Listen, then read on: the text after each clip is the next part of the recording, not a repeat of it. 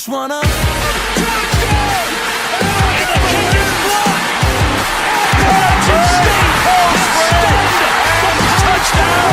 Raiders with a second to go. Still alive. Loses the football. They hand it off to Johnson. Boise State has won the Tostitos. Going for the corner.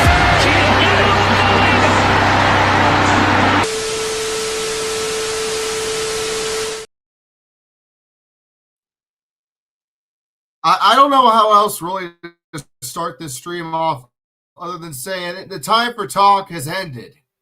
It's put up or shut up time as the college football playoff begins tonight.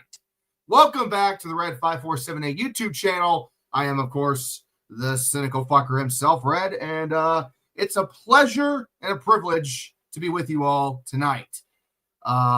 This is big. I got goosebumps, right? As I was watching that intro, man, I'm getting goosebumps because this is what we all wait for.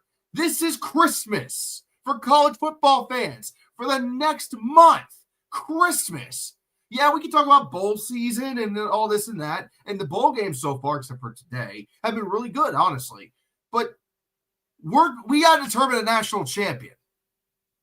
And this is the time. This is it. So I'm excited. I'm really happy to be here with you guys. Gonna be flying solo on this stream tonight. Good friend of the channel, Akbar fan, a resident Sooner, is gonna be biting his fucking fingers off, chewing on his nails. I hope it takes it easy on you, buddy. But here we go. It is time. It is finally time. Master Chief and Butch Jones in the same picture is crazy. I thought they pulled off the Xbox Bowl beautifully for being a replacement for the Bahamas Bowl. They did fucking awesome with that. Maybe next year they'll put in a little bit better of a stadium than the Star, even though it's a pretty decent one. Anyway, where do I begin? First off, thank you guys for being here to watch. And if you want to get your comment highlighted on stream, make a donation. Any amount will do. We got to get into this matchup here. Normally, when we're talking about doing live streams for football games and shit, we talk about other games, but this is really the only contest in town tonight. I'm not going to really go over the other ones that happened today. Look down on the fucking ticker if you want to see what happened there. Blowout City all day long. But we got Alabama, Oklahoma 2. The first time they played each other was in Tuscaloosa. And as we all know, Bama got outplayed. They just flat out got outplayed. The defense absolutely smoked Ty Simpson. Bama could not get their offense going, despite the fact that Oklahoma's offense has been pedestrian, to say the very best I can about it. They've not been that good at all. So the fact that Oklahoma has beaten them once is something you got to consider. I don't know who's going to win. It's really going to be hard to say. I picked Alabama to win because my heart tells me Oklahoma should win, but my gut, which is what I listen to more than my heart, tells me it's probably going to be Bama because it's Alabama. We kind of know how this pony dances at this point, right? But the one thing to remember here, guys, is this is going to be probably a defensive game. This isn't going to be no flashy, high-scoring contest. Number one, because Oklahoma's defense is really, really good. Number two, because Oklahoma's offense is really, really bad. Oklahoma's defense is probably going to shut down Alabama for most of the night. We're going to maybe get something similar to what we got in the Big Ten Championship a couple of weeks ago. It's probably going to be less scoring than the first game, I would think. If Alabama can get around this Oklahoma defense early and often, it's going to be a long night for the Sooners. But if the Sooners can contain Alabama, this is going to be a close one. Your gut is also telling you to get that pizza Mo ended up having to get so fair. I have good news. Good news. She is not eating shitty hospital pizza tonight. So, of course she's not. She learned her lesson, and so did we all. Oh, boy. Hopefully she can drop in and say hi, but she is working as a nurse, doing third shift. So, maybe. We'll see if she's able to find time. If not, whatever. Okay. So, I genuinely am just very fucking excited for all this. They're doing the pregame hype packages right now. We're gonna get into this in a little bit. I'm just gonna answer questions for a few minutes because this is gonna be tough to really figure out. We're not really gonna know who's doing what until the game starts, but it's Oklahoma's favored. The Vegas has Oklahoma favored in this one. 3 out of 4 people on College Game Day picked Oklahoma to win this game. Oklahoma has never won a college football playoff game. They've been to the playoff 4 times. This is their 5th time in the playoff. They have not won a single time. They are 0-4 in the playoffs when it was the 4-team era. This is the first time they made it as in the 12-team era.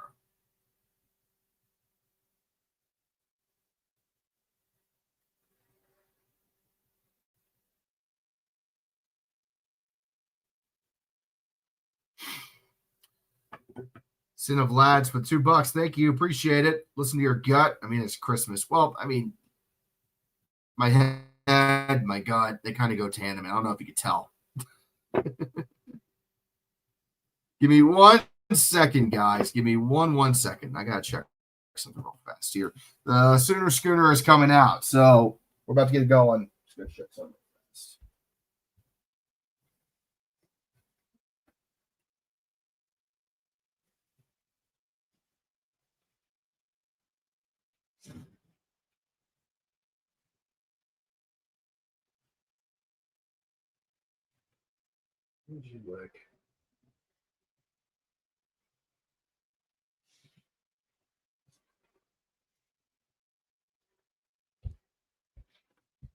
All right, here we go. Thank you again for the $2. I appreciate you, Sin of Lads. I have no clue what this team will be like. Yeah, I agree completely with you there.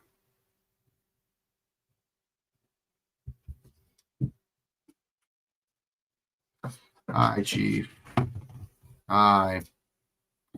My dog wanted to say hello. Say hi to the people, Chief. Hello. Good boy. Good boy.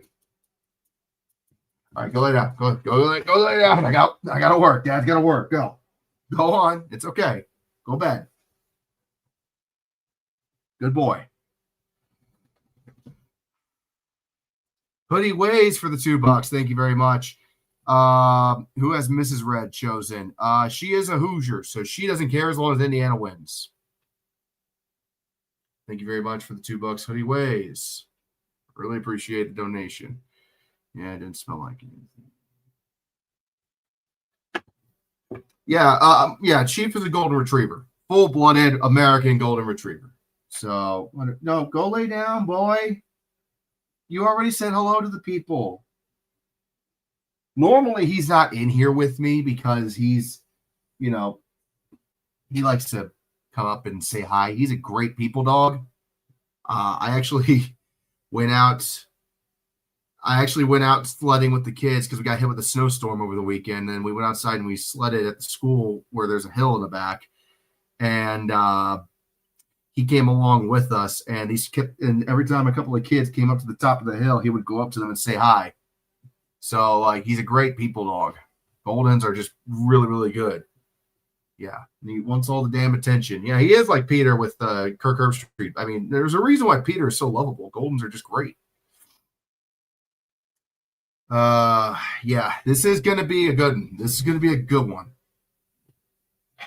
All right, so he's going to go crash on my bed behind the green screen and probably nap throughout this whole thing and come over every once in a while when I'm making a lot of noise. Notre Dame is watching in anger. Yep. They sure are something. Yeah.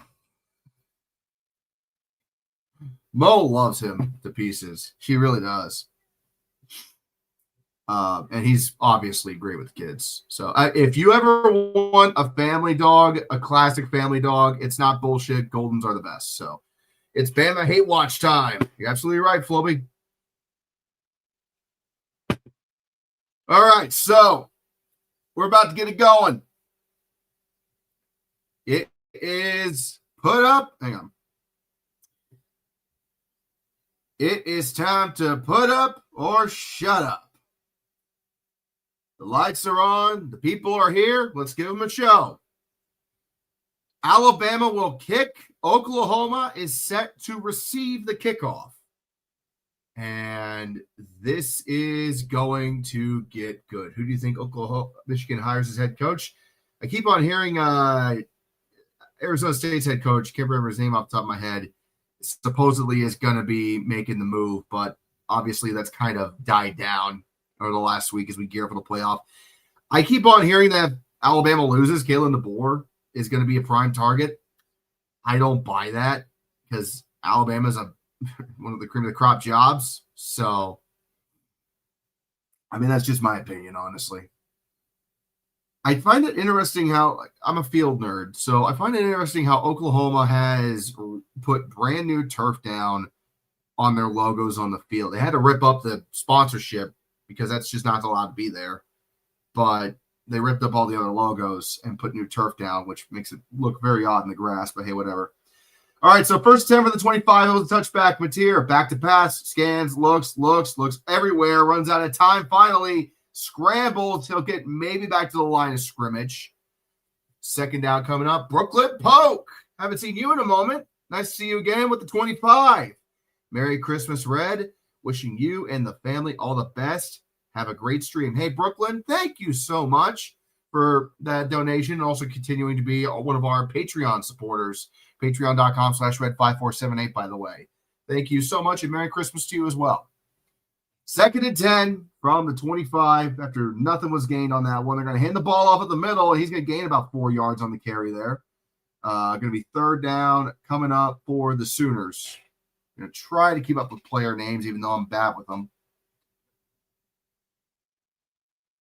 Who the fuck was that?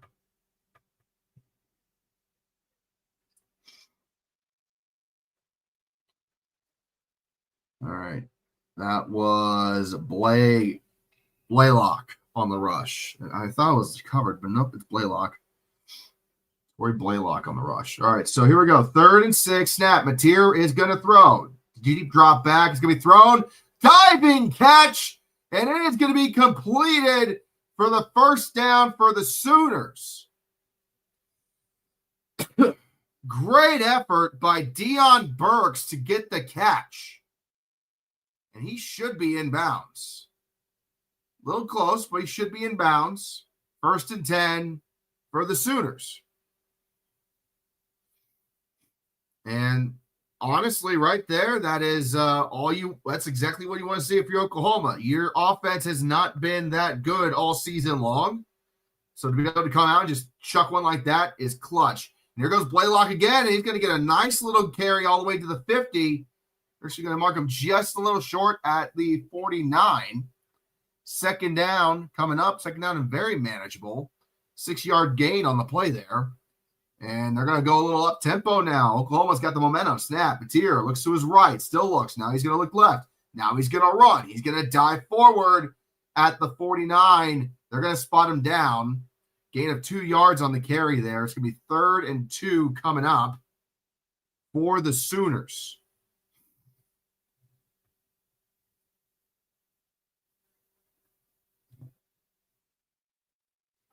Oh, wait a minute. Oh, no. Mateer might have just fumbled the ball. I don't know. Let's see if they stop the play to review it. But, I mean, it looks like Mateer might have recovered it. Very, very touchy. 3rd and 2. Snap. They do get it off. Mateer, design quarterback run. He's going to go up the gut, and that's a first down by plenty. Out to the 43-yard line. So Oklahoma got lucky. They about fumbled the ball there. And what could have been disaster is now a 1st and 10 for the Sooners as they march into Alabama territory.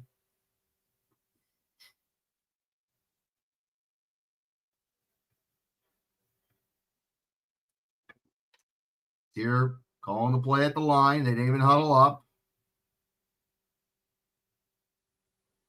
Mateer back to pass, rolls to his right, he's getting pressured, throws it, and it is batted away, incomplete.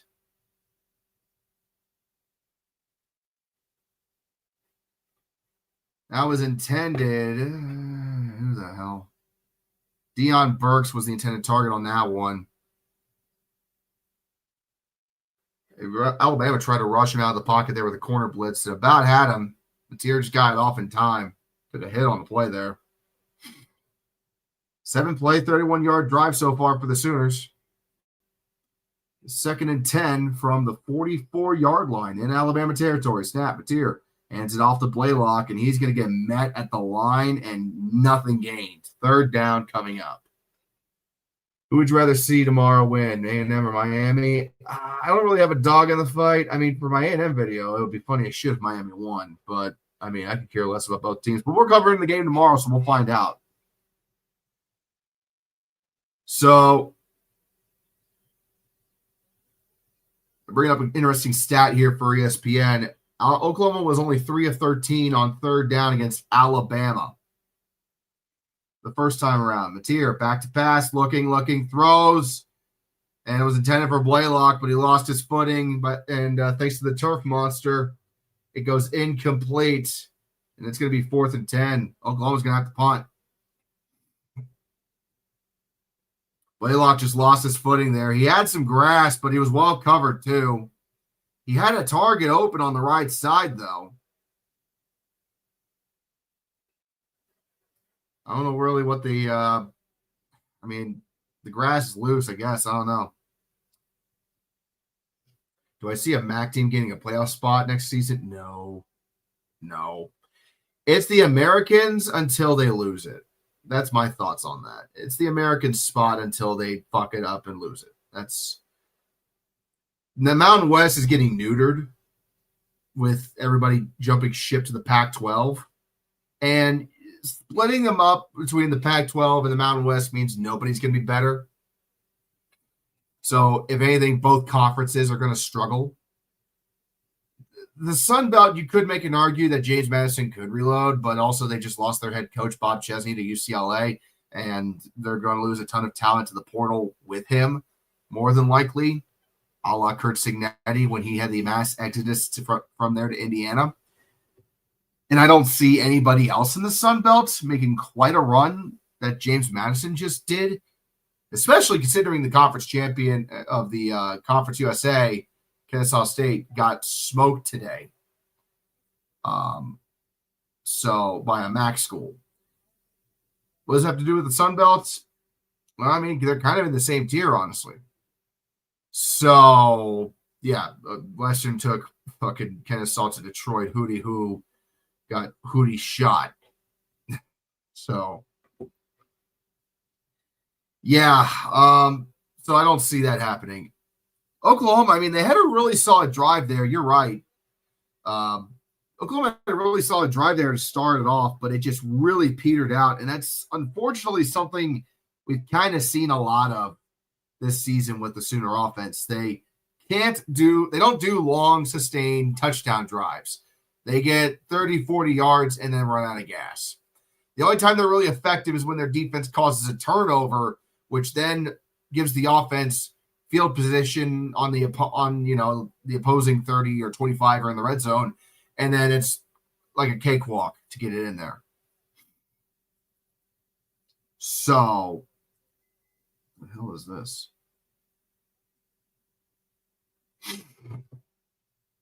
Bama's defense has improved from December. Well, that depends. I mean, look at the Georgia game. Like we just saw what they did a couple weeks ago. Sure, Bama's defense might have gotten better. They might have been able to do that, but I mean, they're also still like not good. They're not great, I should say. I think Oklahoma's defense is still superior. I don't think anybody can stop that. All right. Oh, 40 people watching. Hell yeah. Good to see you guys here. So Bama's got the ball now, and we're about to get it going. So let's see what the fuck the Tide can do here on first down. And they're going to quickly go to the line of scrimmage here. Cameron's got to hurry the fuck up and focus here. See what Simpson does. Ty Simpson takes the snap, hands the ball off up the middle, and Oklahoma just stuffs the running back. Daniel Hill on the carry just went fuck all nowhere in a hurry.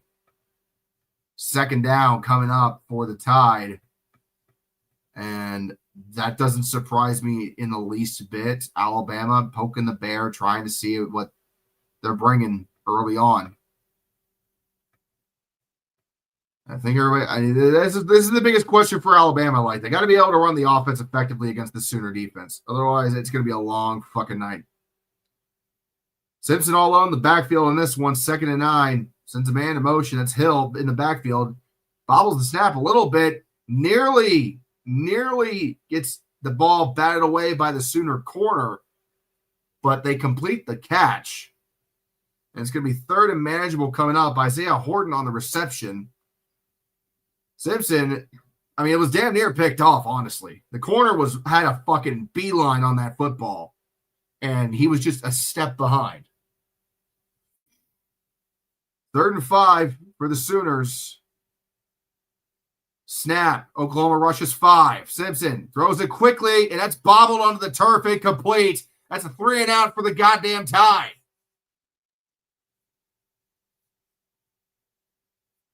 Pass was thrown low and short. Low and short. It was Isaiah Horton again, but he had to go and try to sit down for it. Corner was all over him, and he just could not grab the ball. So, Sooner defense, being the Sooner defense, 3 and out for the fucking Tide. And they're going to have to punt it. Punter's ass is on the 2-yard line. That's how close they are. And I don't think that was a great punt. No, it's going to bounce at the 45, take a Sooner bounce, and then a Bama bounce. And it dies at the 41 in Oklahoma. So Oklahoma's got to have pretty good field position coming up here to start the next drive, which is, again, the better the field position, the more likely it is Oklahoma's actually going to be able to do something. I'm not saying touchdown, just do something, damn it. Yeah.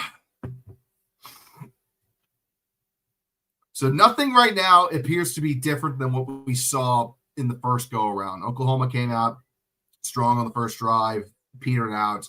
Alabama came out like, wet noodle on their first drive. Now you're going to have to see what the adjustments were for Oklahoma as you go into this one. The quiet MVP will be the best punter of either OU or Bama. Agreed. It's going to be a field position game. This is going to be, if you love defense, this is going to be your game.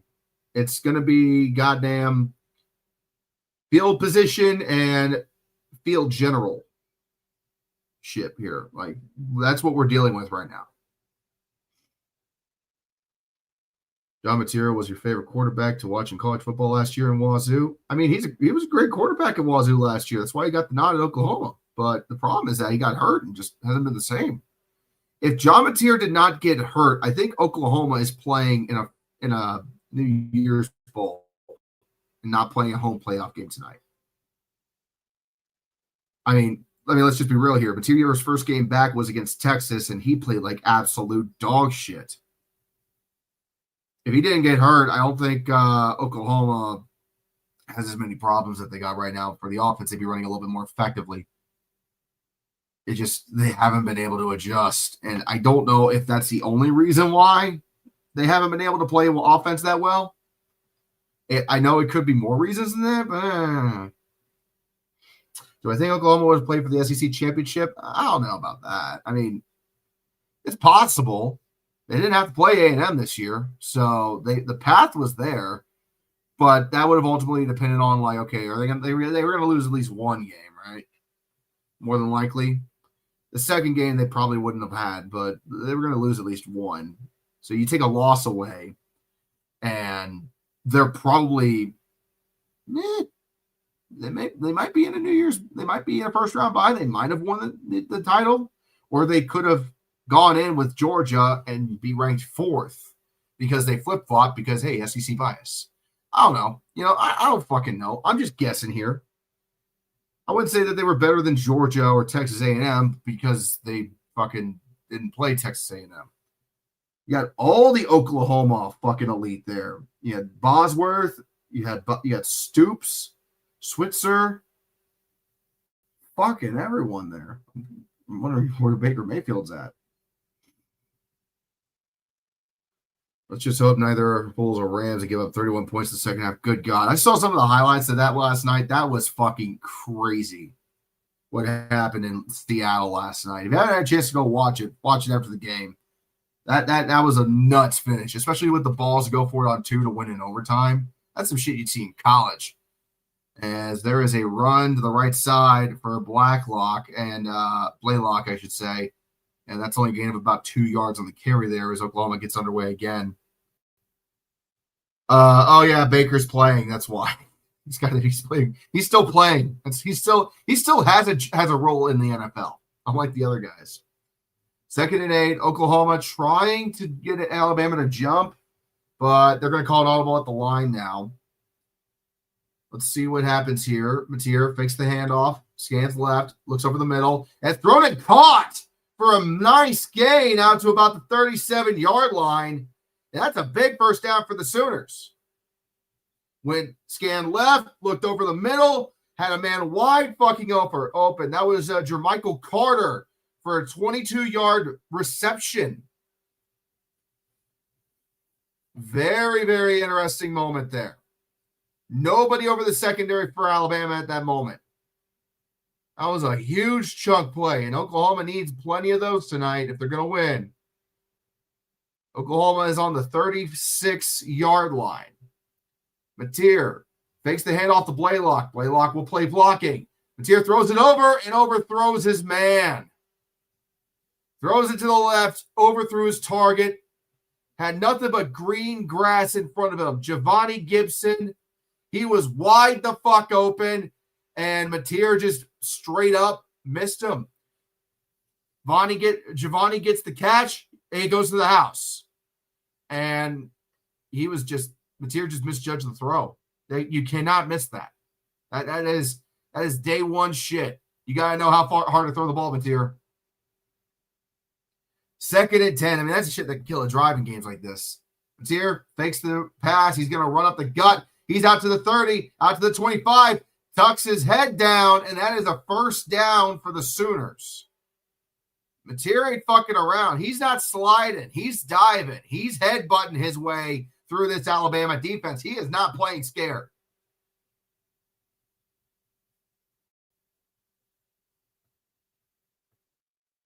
$11-yard gain for Mateer.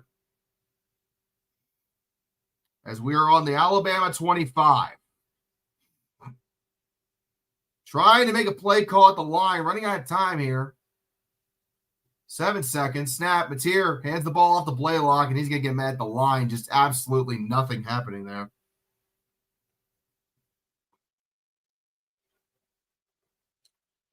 That's a good point, Jacoby. Winner of this game will move on to play Alabama. I'm sorry. The winner of this game will move on to play Indiana in the Rose Bowl on New Year's Day. Loser? Well, you're going to watch basketball, I guess. 2nd and 10 from the 25 for the Sooners. Snap, Mateer, and looks to hand it off, fakes it, rolls to his right, throws it. He's going to throw it away, incomplete. Faked the handoff and rolled off to his right, but he had 2 Alabama jerseys in front of him harassing him the whole way, and he just couldn't find anybody, so he had to dump it off. The best Oklahoma coach ever? I mean, I don't know. I'm not that steeped in Sooner history. I would love to make a video on the Sooners one day, but I don't know a fuck ton about them, to be honest with you. I grew up, with watching Stoops. That's really the best I have to go off of. 3rd and 10 for the 25 here. Drive in danger of dying. Mateer back to pass. Dumps it off. It's a wide receiver. It's a running back screen, I should say. He's still standing. 15, 10, 5. Out of bounds. Xavier Robinson on the running back screen. Very delayed screen. Literally, it took 2, 3, 4 seconds to get that screen off. And Robinson just absolutely took off down the left side. Nearly got out of the end zone, forced out of bounds at the 8-yard line, they're calling it. So, 1st and goal for the Sooners. It's like the 8.5-yard line, honestly. We're going to be exact here. Overloads the right side with wide receivers. Mateer looks to his left, takes off up the middle. He's got space. 5, touchdown, Oklahoma Sooners. Yeah, everyone's on back. Woo! Who can stop me? Tell me. Who can stop me? What? Yeah! Woo! Well, I'll be goddamned. Well then. Well. A designed quarterback run.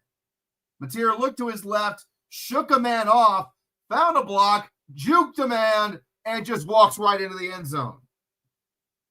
Beautifully designed play, beautifully done, touchdown drive, and the extra point, straight and true, 7-0 Sooners. 7-0 Sooners. Get the moonshine. Well, boys, the offense for the Sooners is working at the moment. Alabama's worst nightmare is John Mateer getting hot. You do not want John Mateer to be doing anything of note. Speaking of Coach Stoops, they got him in a fucking Sonic commercial right now. I mean, what's more Oklahoma than that, huh? By the way, I used to live in the South for a moment. When I was in high school for like 1 year, I lived in the South in Arkansas. And I remember distinctly that literally on our drives from where we lived, the 15-minute drive to school, we would pass by 3 Sonics in the same area. There were 3 goddamn Sonic drive-ins. And they were all over Arkansas. And I just kept thinking to myself, like, why is Sonic so goddamn popular down here? Makes no sense to me. You only got like 1 or 2 up near where I live now in Cincinnati. You only see a handful of them. Maybe if you're lucky. There's one that I pass by pretty frequently going to my real job, and that's it. I guess it's just more of a southern thing. I don't know. But, I mean, it really was just Arkansas. Yo, Arkansas dude, me too. Hell yeah. Brahms is more Oklahoma. I don't even know what Brahms is. I haven't had the opportunity to go to Oklahoma yet. I don't know if I'm missing that much. 45 people watching the stream live. Appreciate you all being here. If you want to get your comments shown on screen, make a donation. Any amount will do. We'll go back to fund the operation we're having here. But I'll be answering questions in chat. But if you want to get your comment highlighted, feel free to make a drop in the donation. If you're able to, I know times are tough, but if you're able to, feel free to make a donation on the Patreon page. You get access to videos videos early. And trust me, for my Lane Kiffin roast I'm going to be making here in a few weeks, trust me, it's going to be something you want to see. That's the next target is Lane Kiffin. Oh, Brett is rising in Norman, though. Okay.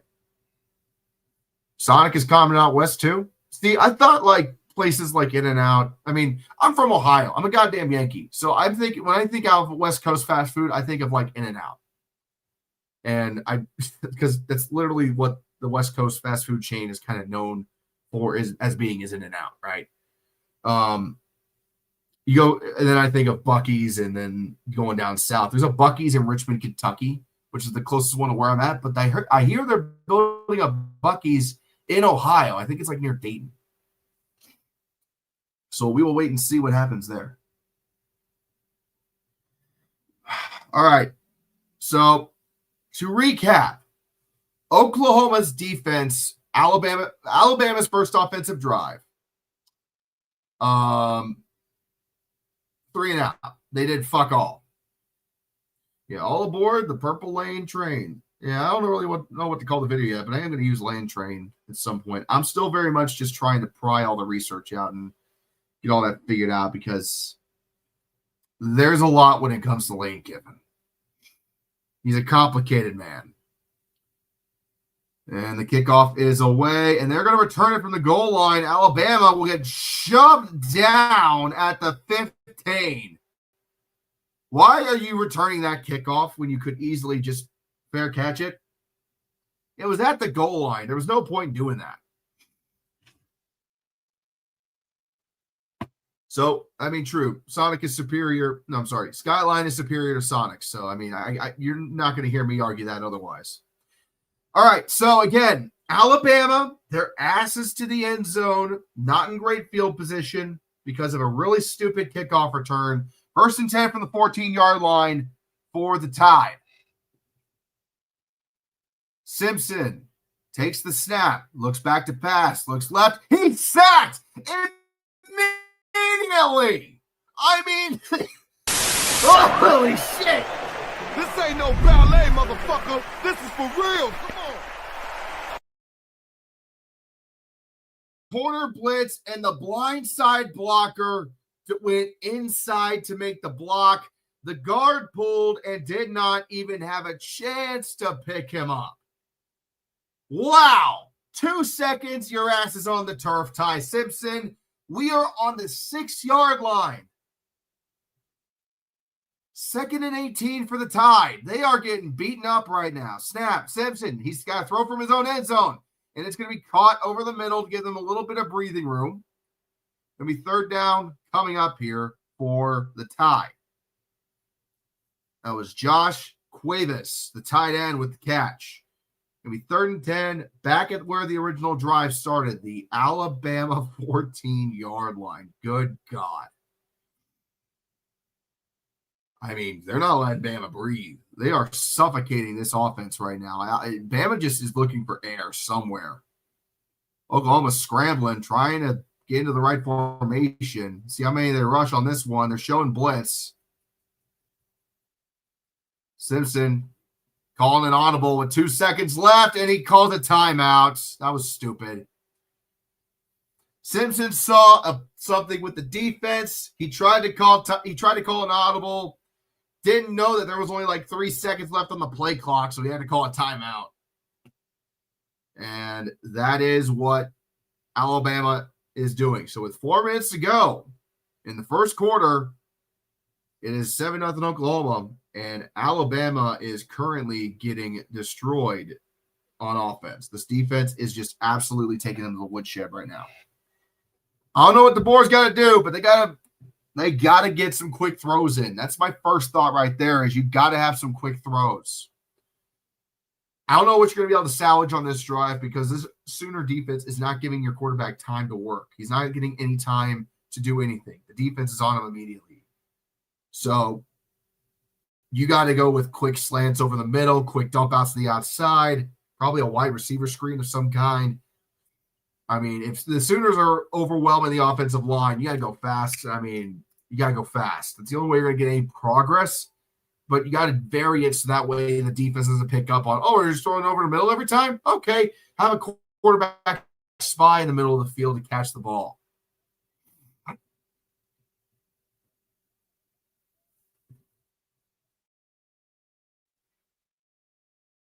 So, I mean, you could just tell that Bama is just really struggling right now to get anything going on offense. It's not just because they're not getting anywhere. They're definitely giving Alabama a different look, a slightly different look than what they got the first time around, and Bama has not been able to pick up on it. So if I'm Bama and I'm coming out of this timeout, you gotta get just something quick, because Oklahoma smells blood. So it's not even really about the first down at this point. If you're punting it a good punt off, you could probably get this offense to stop. But you need to get a quick play out just to give your quarterback a little bit of confidence to help him read the field. You ain't running the ball. I can tell you that right now. You're not running the ball against this defense. That's not going to fucking happen. We're looking at Homer Simpson potentially being a better quarterback tonight. I don't know about Homer Simpson, but I do know that Ty Simpson, he's not a bad quarterback. Like, I give him grief, but he's not a bad quarterback. I think he's just he just struggles. I know this. That's what I'm saying, though. Like, you're playing the best defense in the SEC. Period. End of the subject. It's the only reason why Oklahoma's here. It's because of their defense. So you're just trying to find any sort of breathing room right now. And if you don't find any breathing room, I mean, you're going to get choked out in a hurry. So the timeout honestly was warranted, not just because they couldn't figure out what the defense was trying to give them, but also because, like, they need more looks at this defense to really figure out how to get around it. Possibly the best defense in the nation. I don't know about that. Alabama comes to the line quick, trying to get Oklahoma to be off balance. You got a really crazy look here.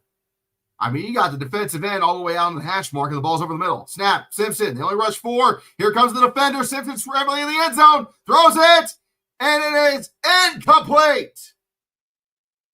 And that is a 4th down for Alabama. Oklahoma just absolutely killing right now. They rush 3, delayed blitz from the linebacker, almost sacks Simpson. The end comes in to clean it up, and Simpson has to throw it out of bounds to get it out of there. So well done by that defense. Well fucking done. I mean, Jesus Christ, I am extremely impressed. I haven't had a chance to watch a whole lot of Oklahoma football this season. So watching them this much, this closely, nearly blocked. I think he got a piece of it, actually. Good God almighty. Oklahoma nearly blocked the punt. And that thing only got to about the 46-yard line in Alabama territory. So Oklahoma takes over again. Great field position. Oh, yeah, he got a piece of the punt. He got a piece of it. What was it, Heinke? No, he just barely missed it. That was almost Heineke on special teams was like, I would say this close to blocking that punt. And that would have bounced into the end zone. At minimum, it would have been 2-point touchback. At most, it would have been, 2-point safety. If most, would have been a touchdown. Again, we haven't had a chance to talk about it. Special teams for Oklahoma, they're deadly. Mateer, back to pass. Scans over the middle, looks left, thrown, caught at the 40. It's going to be 2nd, and I want to say 2 on that one. Jaron Kanek, the tight end, on the reception there. Gain of 8 yards on that play. Yeah, this Oklahoma is not fucking around. They're not pulling no punches. This ain't no work. It's at home. By the way, no playoff team last year who hosted a home game lost their game. And that's going to be a run up the middle for Blaylock, and I think they're going to give it to him. Yeah, they're going to give him that 1st down. He got well past the line to gain there. So in the 12-team era, no one has ever lost a on-campus playoff game. So they got that advantage going for them as well. Not just the fact that they got a great defense, not just the fact because their special teams is deadly, but because there has never been a team who lost a home game in the playoff. Well, you could say Georgia lost a home game in the national championship against Alabama that one time. Mateer hands it off. It's going to be a jet sweep to the outside. Dive forward. He landed on the top of his head, and he's walking. Good God, how are you walking? You spiked your fucking head. Oh, dear Lord.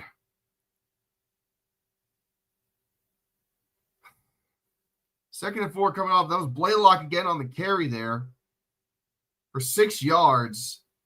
He got upended a little bit and dove forward, and his top of his head hit the turf, and he's walking around smiling.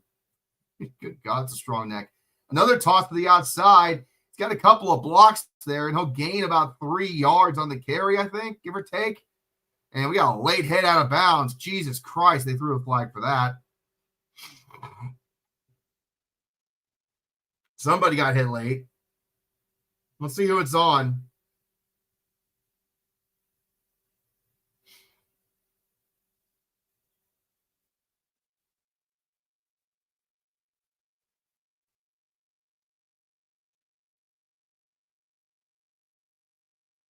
Late hit out of bounds, it looks like.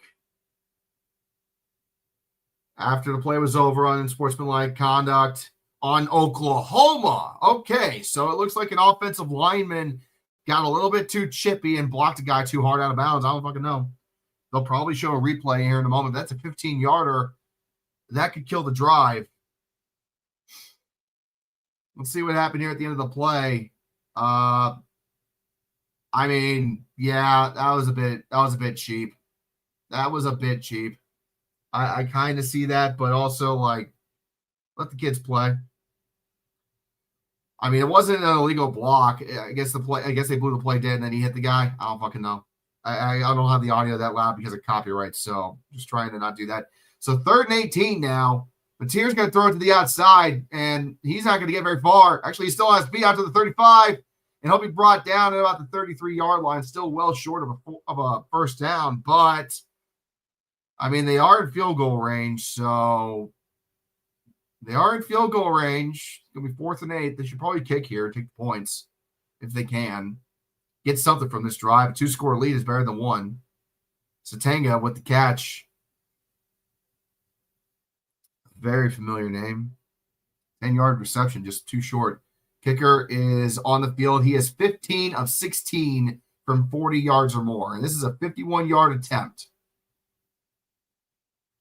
So let's see what happens here. Snap, hold, kick on the way, and it is, damn, he got a leg. It's good. 10-0 Oklahoma. My God, he's got a fucking leg.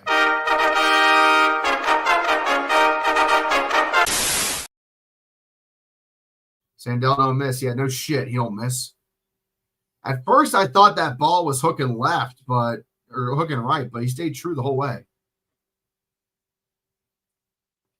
Shit, that could have been good from 60, I think. Yeah, I mean.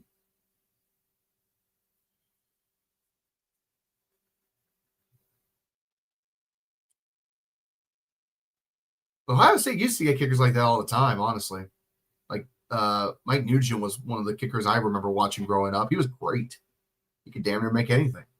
Ended up playing for didn't he play for the Patriots at one point? I think he also ended up on the Bengals at one point too. He had a decent NFL career. Great kicker.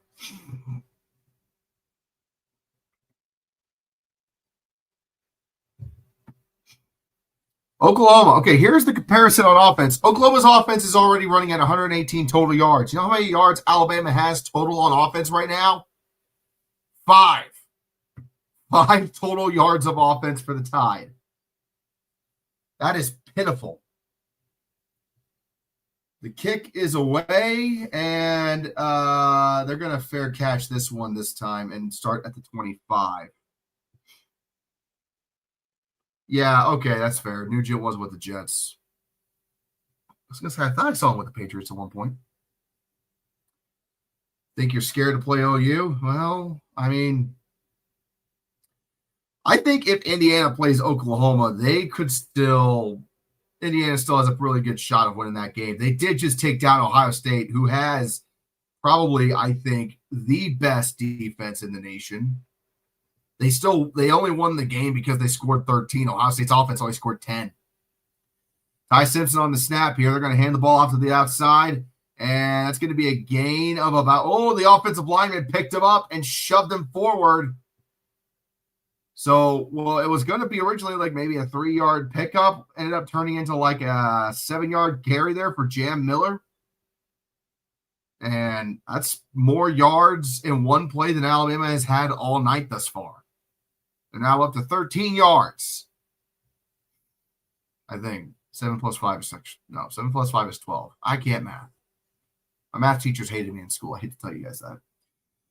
2nd and 3. They're rushing up to the line again, just trying to provoke this Oklahoma defense a little bit. They're going to run the ball again, and this time ain't nowhere to run, nowhere to hide. He's stopped at the line. 3rd and short coming up here. That's the end of the first quarter. So at the end of 1, this is Oklahoma's game. It's 10-0 Sooners. They are absolutely just dominating the Alabama defense, and Alabama's offense is running like a bad diesel engine right now, just spitting, sputtering, and not doing much of anything. What did you do, old man?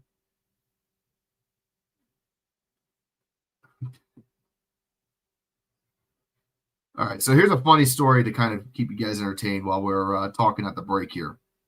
So my father, old Air Force veteran, he is happens to be a big dog lover, along with my stepmom. He also lives in Michigan, but he was born in Ohio, and he's a Buckeye, so just saying.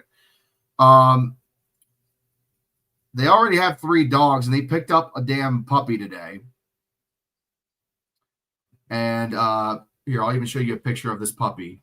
Take a look at that puppy right there. Right, that's my dad's new dog. His name is Rex, right? Cute motherfucker. Absolutely adorable. Guess what the breed is of this little sumbitch?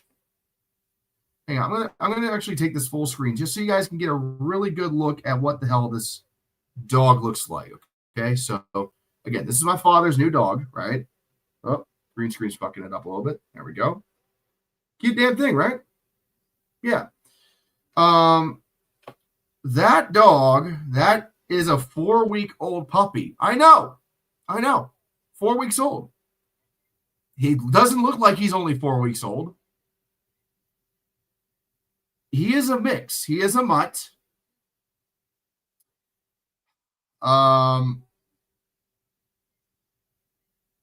He is a Great Dane Bull Mastiff Pit mix.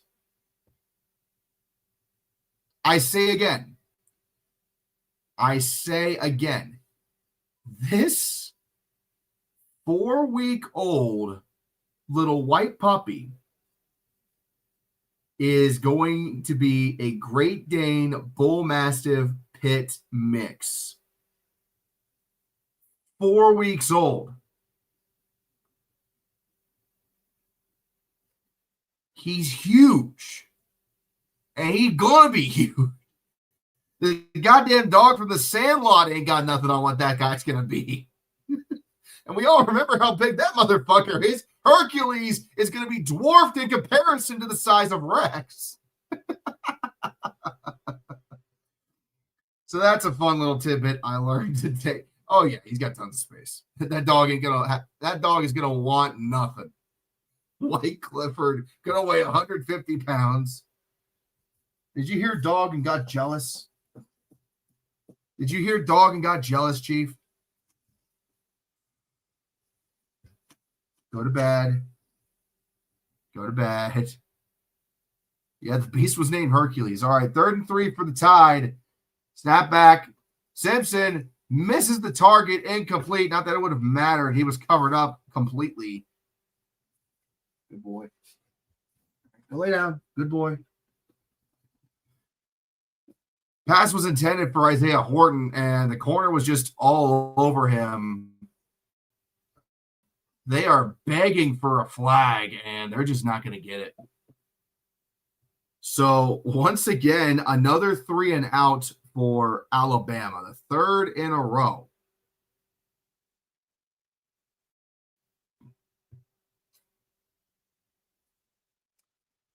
I don't know if that was holding or not. They were both looking at the ball. I think the referees are letting them play it out a little bit, not trying to get too involved. And that punt bounces out at about the, let's see, they're going to give it to him at the 37-yard line. So, I mean, I don't think the Sooners have set up shop outside of like the 25. The worst field position the Sooners have had tonight is the 25-yard line.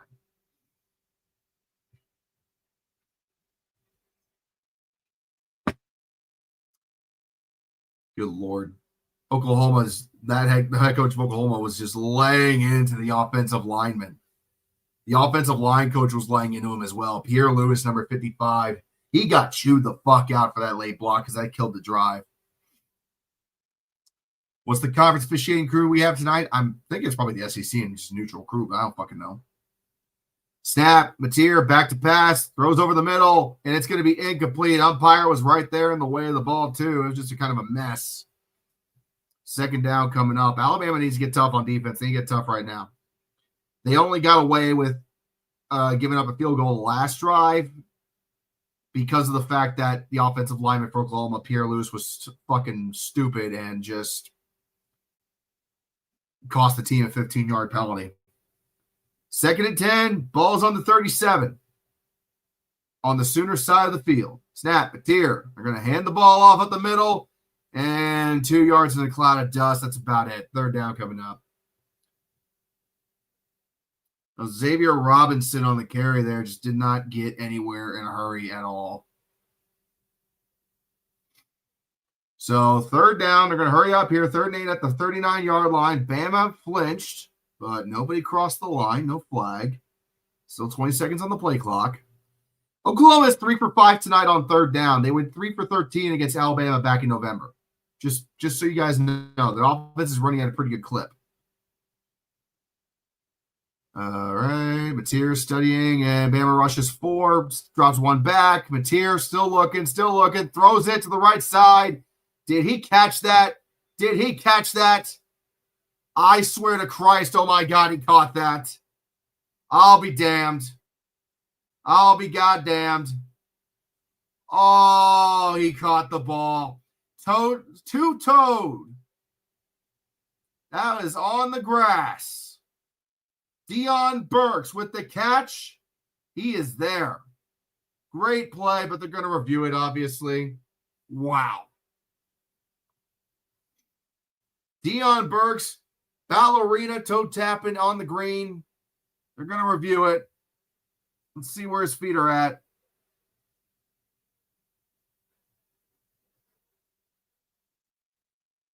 I want to say he's in.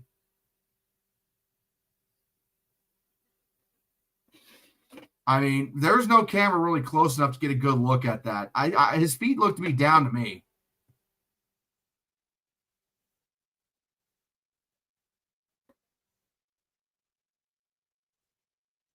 Yeah, that's a first down. Yeah, that's a catch. My God, that's a catch in the NFL. That's good on Sundays. What a catch for Deion Burks. My God. They finally showed a field-level camera view of it, and you could clearly see both of his feet were on the grass. And they immediately upheld. That's a great catch by Deion Burks. I mean, if you're Alabama, how the fuck do you defend that? You can't. You can't. Like the ball is 4 yards out of bounds, and he still caught it in bounds. 1st and 10 for the Tide. I'm sorry, 1st and 10 for the Sooners. Deion Burks, 2 receptions for 30 yards already on the night. They are on the 46-yard line in Bama territory. Man in motion. Mateer fakes the toss to the outside. Got plenty of time. Throws over the middle. Caught by guess who? Deion motherfucking Burks again. And it is another first down for the Sooners on a goddamn. Oh, Burks is killing. They are killing right now. 17, 18-yard reception over the middle of the field. Good God almighty. Sooners could be up 3 scores here in a few minutes if Alabama doesn't do something. Mateer takes the snap, hands it off, and Robinson's going to be met in the backfield and just driven into the turf. I mean, just legs up, brought down. Xavier Robinson, loss of 1. Just absolutely nowhere to go. Alabama had that one snuffed out immediately.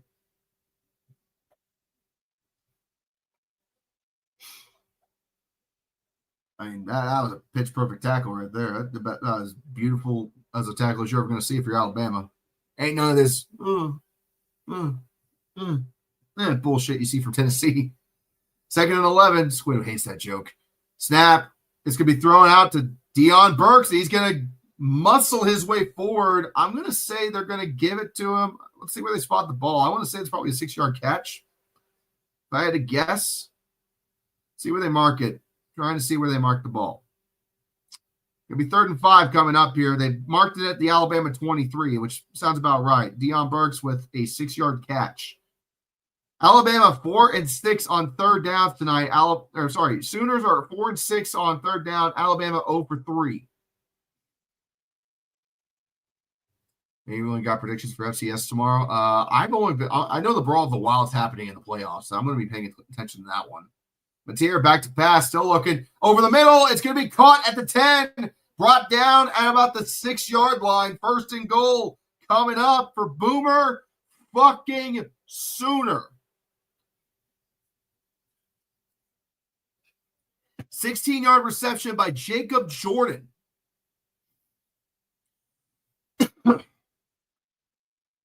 I mean, Oklahoma's offense, this is the best they've played since September I mean, I'm not kidding when I say that. This is the best Oklahoma has looked on offense in September. First and goal from the 7. Mateer looking over the middle, wide open. Touchdown Sooners! Touchdown Sooners! It's Satania! Yeah, everyone come back! Woo! Who can stop me? Tell me, who can stop me? What? Yeah! Woo! Isaiah Satania had nobody within 5 fucking yards of him in the middle of the field. Nothing but red paint beneath his feet. Wow! This is getting out of hand. I mean, this is getting out of hand in a hurry, dude. Oh, no. Oh, no. The committee's about to get raked through the coals. Oh, shit. Oh, shit. Even Chief's like, oh, boy. What's that, Dad? What's that, Dad? Oh, boy. Is Bama losing again? You bet your ass they are. Good boy. He's like, oh, hey, is Alabama losing? Yes, they are. Now go to bed. Good. Yeah. Alabama hate watch. Yeah. Alabama hate watch. Yeah. All right, I gotta get you out. Come on. I gotta get you out, buddy. Okay. Come on. Get out. Come on. You've been the star of the stream enough. All right, go to bed. Good boy. I love that damn dog. He knows precisely when to show up. Oh, God. Oh, my God. Dixieland destruction is going to be delicious if this holds up.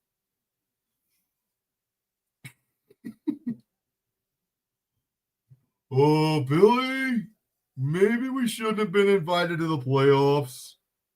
God damn it, Cletus, shut the fuck up.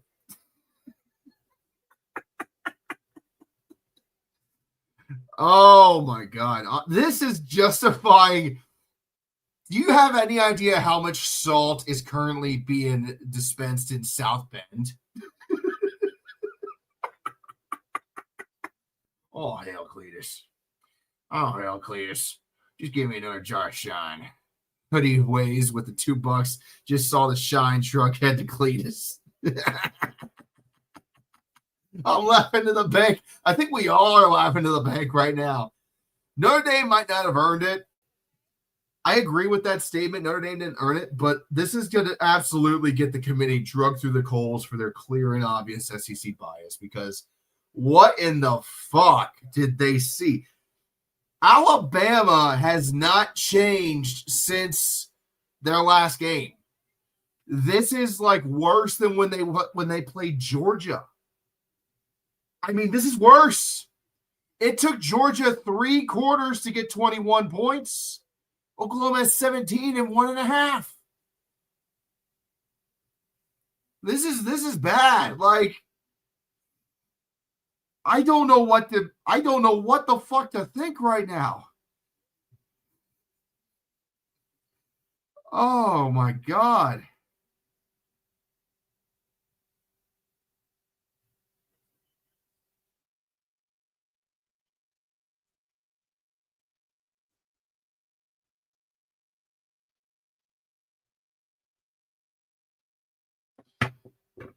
I mean, you could say second half adjustments could be maybe make Alabama a little better, but we still got almost 11 minutes to go in the second quarter. Let me just remind you guys real fast here. They're about to kick it off. Let me just give you guys a quick little refresher on what the team stats are for Alabama. Okay. Oklahoma has 181 yards of total offense. Alabama has 12. Oklahoma is 5 for 7 on third down. Alabama is 0 for 3. Okay? Oklahoma has 15 minutes of possession. Alabama has 4. And finally, Oklahoma has ran multiple plays on multiple drives down the field. Oklahoma, you want to know how many plays they've ran coming into this one? They've ran 9 total plays on 3 drives. 1st and 10 for the Tide. They got to get something going now. And here goes Ty Simpson rolling to his left, still looking, throws it over into the grass, incomplete. Absolutely nothing there. I mean, OU's defense is just absolutely shaming Alabama right now. Simpson looked right, saw nothing. Looked left, saw less than nothing, and just ditched it in the dirt. 2nd and 10 from the 25 for Alabama. Times are getting desperate already, it feels like. They got to get something going now.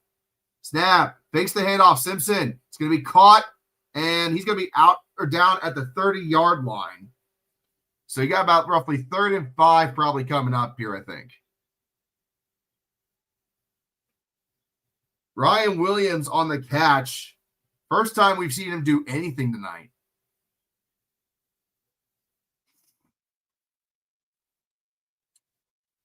So 3rd and 5 from the Alabama 30.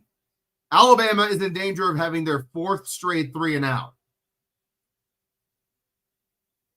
This is bad. This is really bad for the Tide. You got to get a first down here. You absolutely have to. Simpson goes on to snap, looking to throw to the left, throws it deep. He's got a man, and it's going to be caught. The first down for Alabama all night, and it's a big chunk play. The Alabama hate watch has been paused for the moment. Alabama finally got a first down, and it was Ludzier Brooks with a 27-yard reception. It took them about 25 minutes to get a first down. Damn. At the 41 in Oklahoma territory, we go 1st and 10.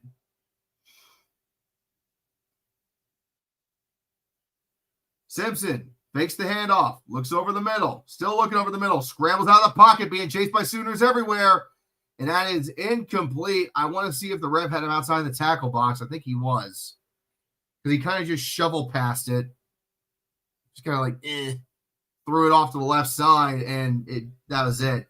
He had 3 Sooners on his tail when he threw that fucker away.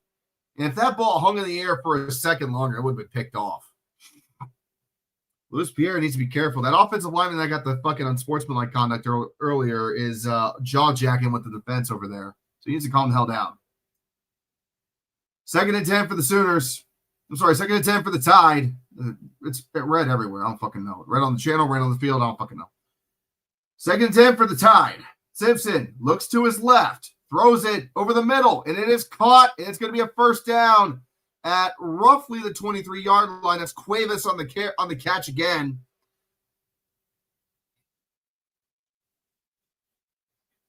And again, another Alabama first down. They're finally getting something going here. Finally. Took them long enough. From the 18-yard line. 23-yard reception on that last play. They're in the red zone for the first time in this game. Empty backfield. Simpson back to pass. Looks right. Looks over the middle. Now looks left. Throws it. And it's off the hands. Incomplete. Rush throw. Threw it way outside of the catch area. And, just couldn't haul it in. Just could not haul it in. If the ball was like here and his hands were like here.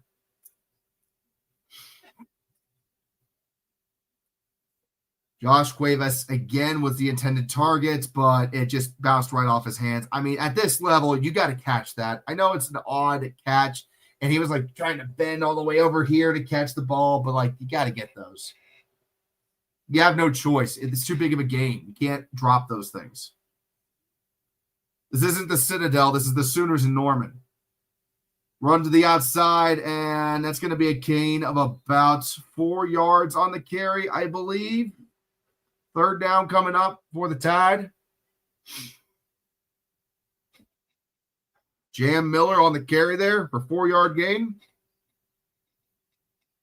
They're on the Oklahoma 14. So, I mean, if nothing else, you got to get some points here regardless. Take the points if you have to. But you really need to go for the end zone, I think, here. Can't just be nickel and diming it here. You got to go for it on this. Simpson calls an audible at the line, steps up to call an audible. Snap, Simpson, looking to throw, rolls to his right. It's going to be thrown and caught, but short of the line to gain. He's down at about the 11-yard line, so it's going to be 4th and 3. And I'm thinking they got to kick a field goal here and just get on the board at this point. You're kicking a field goal, right? You're kicking a field goal, right? You're kicking a goddamn field goal, right? They're going for it. They're going to try to go for it. You better be just trying to draw them off sides. 4th and 2 from the 11. See if Alabama actually tries to run a play. And they actually get a play off. Looking over the middle, and it's going to be caught. And that's a first down for Alabama. Shakes the tackle. Touchdown, Alabama. Yeah, everyone come back. Woo! Who can stop me? Tell me. Who can stop me? What? Yeah! Woo! Let's hear Brooks caught the ball over the middle of the field. He only needed 2 yards for a first down, and he said, fuck that, I'm going to the house. I'm sorry, he broke 4 tackles to get into the end zone. They could not catch him. First touchdown of the evening for Alabama.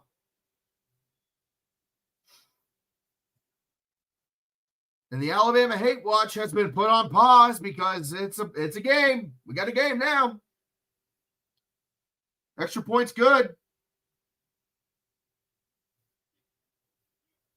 Let's see with a spinning dive head first into the end zone.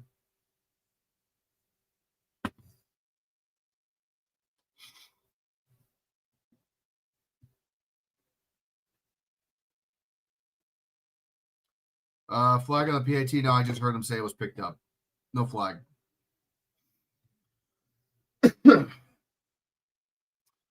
So let's recap that last drive for Alabama. Okay.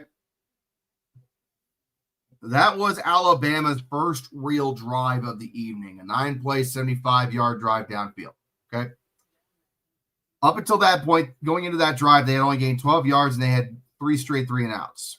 So they finally found some adjustments and got moving and made it work. They were able to open up some holes, find some lanes, some areas that they were lacking in after a couple of series. Does that mean that Oklahoma's going to get stopped on offense now? Because all of a sudden, all that momentum that Oklahoma had, they were full sailing and full steam ahead, shut down and shut off. I think nothing would just absolutely shut down Alabama right before they got anything going would then just them fucking Oklahoma just getting another touchdown right here. If the Sooners come out and just say, okay, you want to score a touchdown? Fine. We'll make this a fucking shootout and just see John Mateer just go downfield again because suddenly the Sooners can play offense again. It's a goddamn miracle. Only took them fucking 2 months.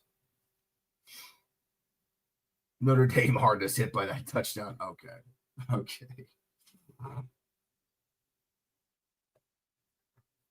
Good God.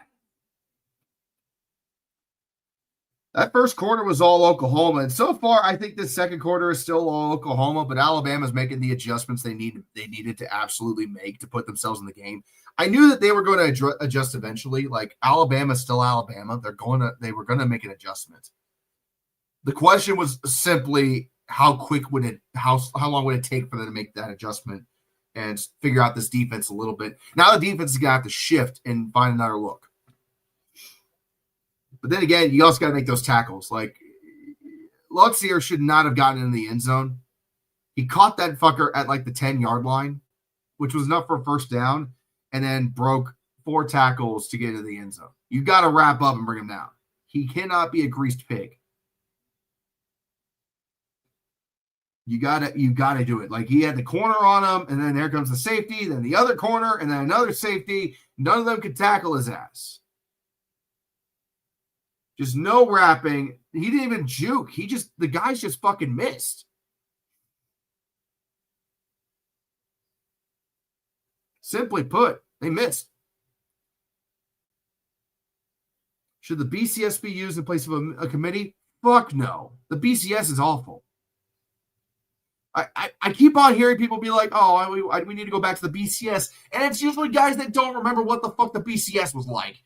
If you want to know what the BCS is like, go watch my goddamn video about the BCS. And you'll know exactly what it was like. Spoiler alert, not great. In terms of ranking teams, no, because it didn't do that right. I know it's always going to be a pain in the ass to rank top 12, top 10, top 16 teams, no matter what the fuck you do. Out of 134 teams, you can only have a dozen in the playoff. So it's always going to be hard. Someone's always going to be pissed at the end of it. We just need to get used to that. First attempt on the 25. Mateer, quick dump to the outside, and that's caught. And he's out to the 40, 35, out to the 40, and he's down at about the 41-yard line because it's fucking guess who? Dion Burks. Making a name for himself tonight. I mean, had great blocking. It was just a quick wide receiver dump off, and he got a big gain out of it for 15 yards. So Oklahoma now all of a sudden at the 40-yard line.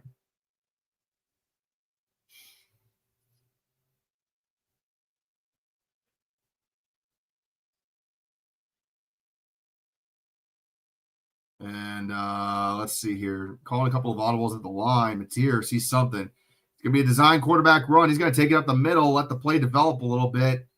He'll get a solid 4 yards out of that carry. Good run. Good pick for a play. Second down coming up. The one thing I hate, the arguments used to be with the 14 playoff. Well, we only lost one game. Now the arguments is like, yeah, we lost 3 games, but look at who we lost to. Oh, we didn't lose as many as the other guy. We didn't lose as bad as the other guy. We're superior because we lost worse. No, you're not. This is why I don't believe that 3-loss teams should be allowed in the playoffs. If there is a competent team with only 2 losses, they should be allowed in regardless of if they made a conference title game or not. John Mateer back to pass, scans, rolls out to his right, throws it, and it's going to be caught. And that should be enough. Nope, I'm sorry. I did not see the line. It's 3rd and short coming up. 3rd and 3. My bad. Giovanni Gibson on the catch. I don't think Alabama should have been led the playoffs because they lost 3 games. One of them was to a particularly bad Florida State team. That's worse than even the Notre Dame loss. Like, I don't think Notre Dame are in their spot, but I mean, for fuck's sake, Notre Dame didn't lose to a fucking team that didn't even go bowling this year. Alabama did that in week 1. Oh, well, it was week 1. Yeah, Miami played Notre Dame in week 1, and that decided Miami's spot. Sorry, fuck you. You can't judge on different levels. 3rd and 3. Mateer back to pass. Still looking to get rushed out of the pocket. Breaks 1 tackle. He's going to throw it deep. He's got a man. It's through his hands. Oh, Xavier Robinson.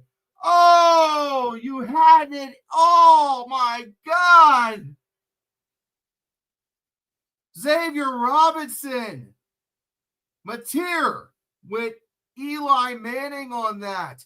Breaks a delayed corner blitz tackle. Rolls to his left.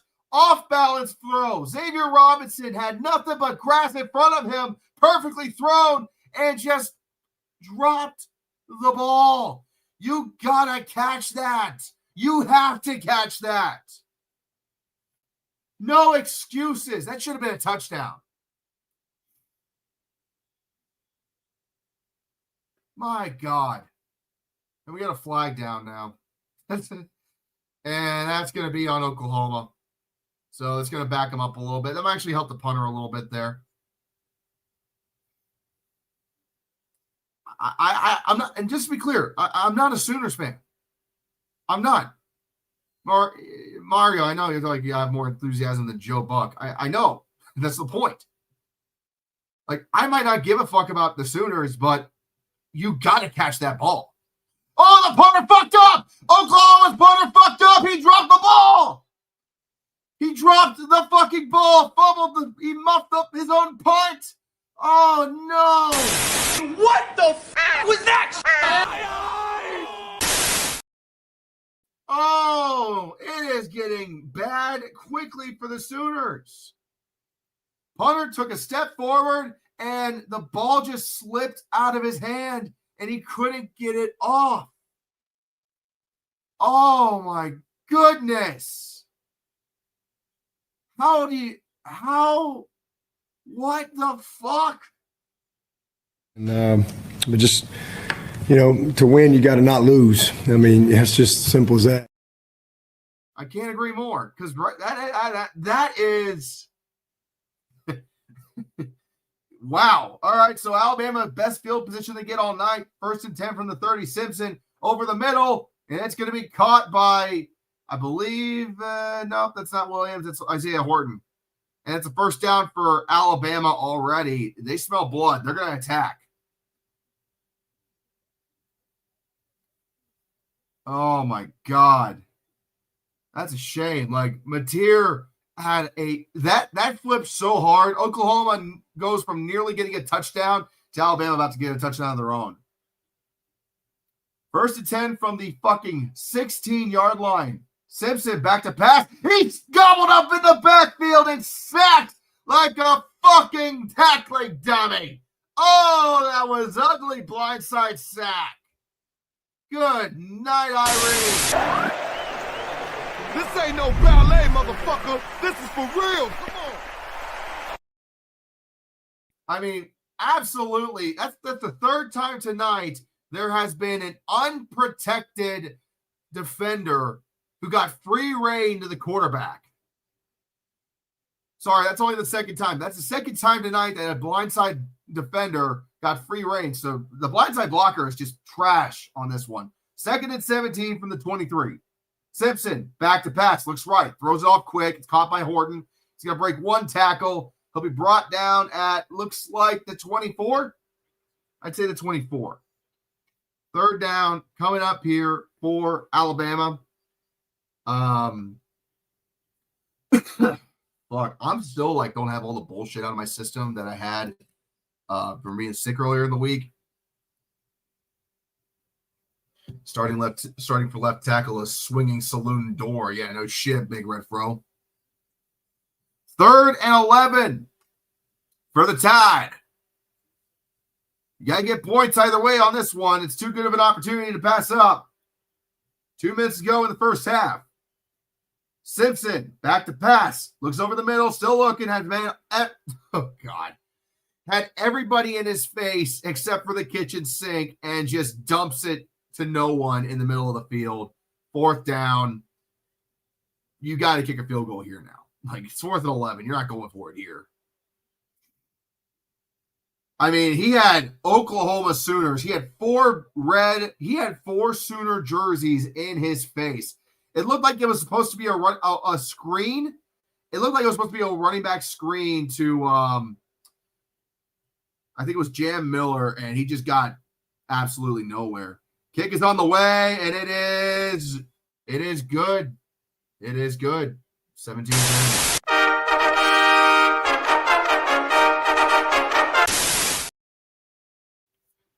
So the fuck up on the punt results in minimal damage for Oklahoma. They're still very much in the lead here, but it is now a 1-score game.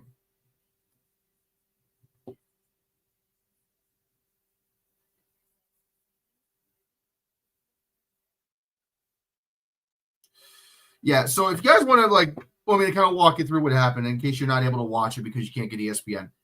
Literally, the punter, what can I use as a good alibi? The whiskey bottle. Yes. So imagine this is the football, right? Punter gets the ball. He's lining it up, right? He's about to punt it, and the ball literally just slipped out of his hands like that. Bounces off the field, tries to pick it up and kick it real fast, but just fucking far too late. Had Bama jerseys all up in his face, and it was just not good. Not fucking good.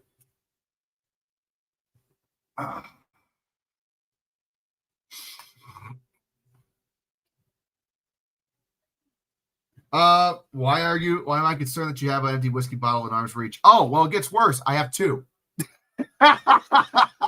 Yeah, I got an empty bottle of Bullet Bourbon and an empty bottle of Basil Hayden because fuck you. That's why. It wouldn't be my channel if I didn't have a dumb moment that makes you guys think I'm an alcoholic.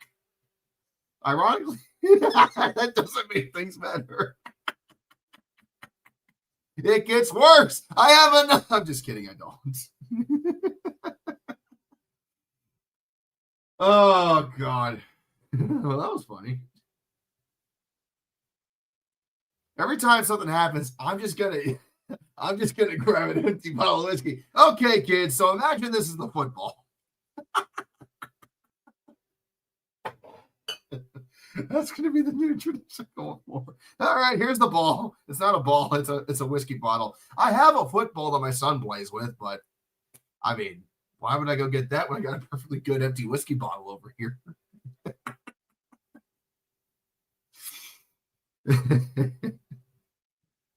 Shit. I love fucking with you guys. You know that? God. Meanwhile, Billy and Gletus are downing moonshine. Yeah, no shit. At least I'm drinking like stuff that you can get in the store. Who the hell knows what they brewed in their stills? Squid is sad over here. He has to go to a bowl game. What the hell? Oh yeah, Squid's also streaming right now. Okay. The average red drinks about 10 whiskeys every minute. Well, that would be impressive if that was true. 2 minutes and 8 seconds to go in the second quarter, so we're probably going to get to the 2-minute timeout before Oklahoma really gets anything going on offense here. And that's going to be out of the end zone for a touchback. I mean, Oklahoma has a chance here to, regain momentum and take it back from Alabama. They have a really good chance to do that on this next drive. I might try to call Squid while we're at the half, just to fuck with him. We'll see what happens. All right, so here we go. 1st and 10 here from the 25 for the Sooners. Probably only going to go one play off here before we get to the 2-minute timeout, realistically. Mateer, they're going to fake the jet sweep. He's going to run it up the gut, and that will definitely take us to the 2-minute timeout. So let's reset again here. All right. So the game began as an absolute blowout. Oklahoma just stunting on Alabama. And then the second quarter began in earnest, and Alabama gets a really good offensive drive going. Oklahoma responds with a touchdown. I'm sorry, no. Oklahoma then, Peter has a really good opportunity to do something and dies. Meanwhile,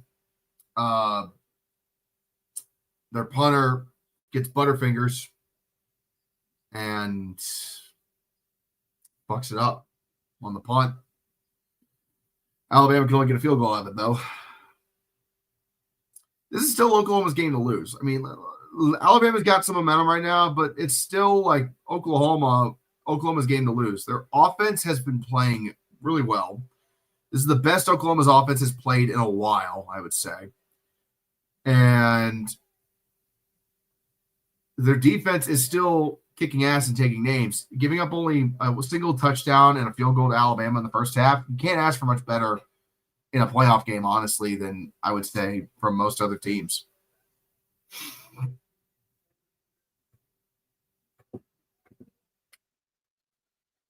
Let's look at the stats as well real fast here while we're at it, while we're on this timeout.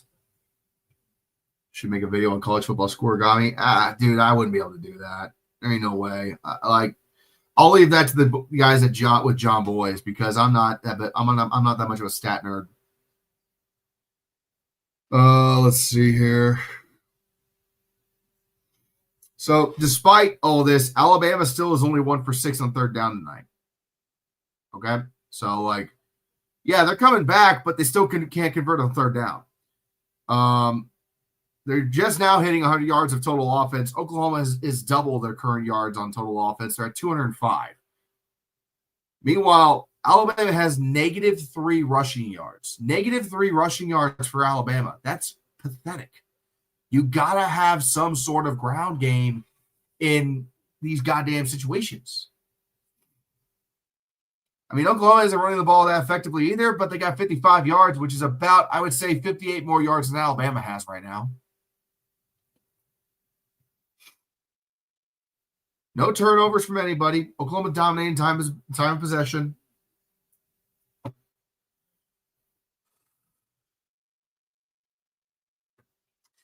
I mean, top to bottom, on paper and from what I've seen, Oklahoma's just dominated this game. Alabama really just has not come alive until the last 5 minutes of play time here. I would say, yeah, because both those 2 touchdowns for Alabama happened in the span of 4 minutes.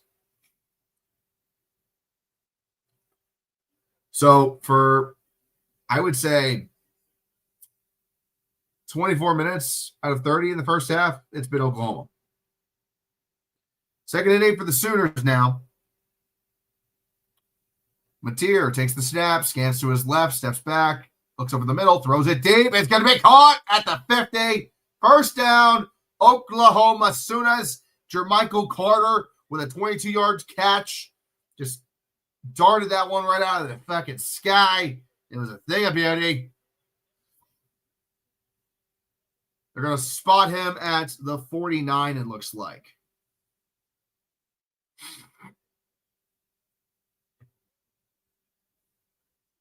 I mean, again, this offense is absolutely just gashing Alabama tonight. If they can keep this momentum up, they're not going to be able to stop them. Mateer, back to pass. There's a delayed blitz by Alabama. Blitz gets picked up. Mateer trying to make something out of nothing, gets brought down, and that is going to technically go into the books as a sack. This ain't no ballet, motherfucker. This is for real. Come on. So there you go. Alabama gets their first real sack. He wanted to throw it over the – they're going back to the pass play. Welcome, yard. Oh, the mustard costume is out? Oh, boy. Yeah, I think I'm going to reach out to Squid here in a bit and see what the hell Squid Master is doing over there. What the hell he doing? What the hell he doing? By the way, Alabama took a timeout, so they have 1 left for the first half. Timeouts reset at the start of the second half.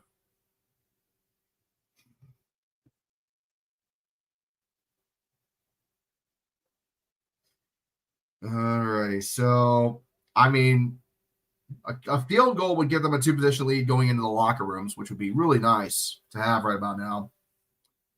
So, from the 46-yard line at 2nd and 13, Mateer throws it off to his right. Intercepted! Intercepted by Alabama. 30, 25, 20, 15, 10, 5. Touchdown, Alabama! You want this ball? You're going to have to take it from me. Take it from me, baby. It's mine. Yeah, everyone come back. Woo! Who can stop me? Tell me. Who can stop me? What? Yeah! Woo! I don't know where Mateer was looking at on that fucking throw. I don't have a goddamn clue. What the hell was he thinking? There was nothing there. Nothing there at all. Oh, no. What in the hell is going on? What in the hell happened? A 50-yard pick six to the house. Xavier Brown, the defensive back. I don't have a fucking clue what happened there. Oh my God. I mean, it was miscommunication. He misread the wide receiver and threw it right to Xavier Brown, the Alabama defensive back.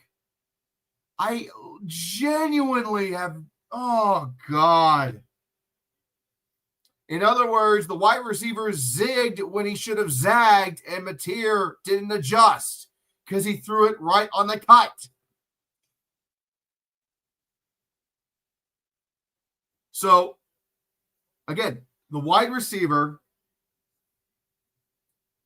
he made a cut, but instead of coming back down, he kept running straight after the cut, and Mateer had already thrown the ball because he thought he was coming back down. Oh, man. New ball game. Xavier Brown, yeah, you're not wrong. He is a menace. Not his first pick six of the season. He ran one back for 100 yards against Tennessee. That Squid's loving that highlight right now. Now the game has completely changed. In just 5 minutes of football, Alabama has scored 17 points.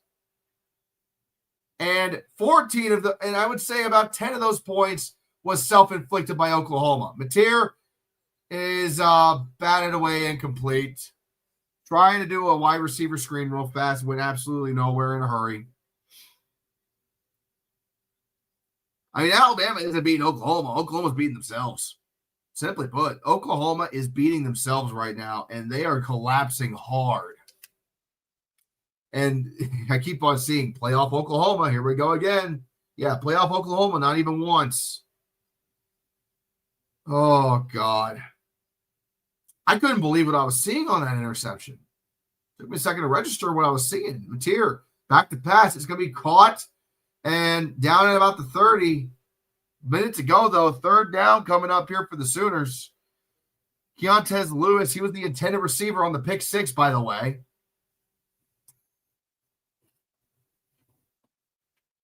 Oh, God.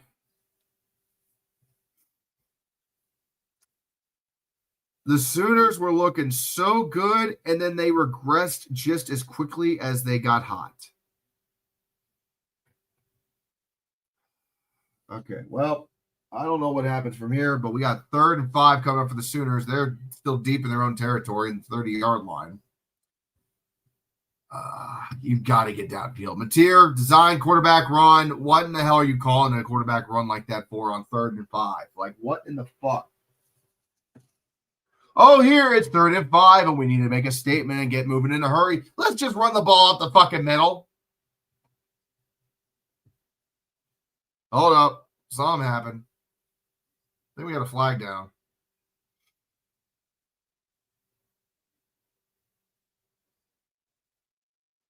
What are we doing, ref?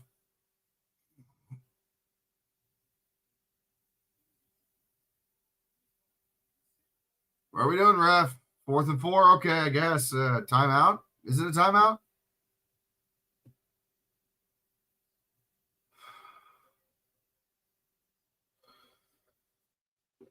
All right, look. We got a flag down. Oh, it's going to be an automatic first down. What's the penalty?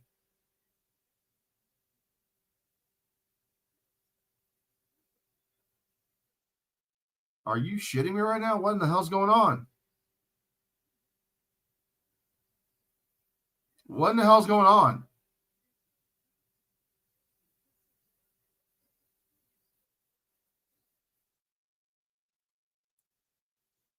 I keep on hearing contact. Are they saying roughing the passer or some shit? Like, what the fuck happened? Sideline interference on Alabama. Sideline interference on Alabama. That's a 5-yard penalty. Timeout, Oklahoma. That's also an automatic first down. I think, right? It has to be an automatic first down. It was 4th and 4.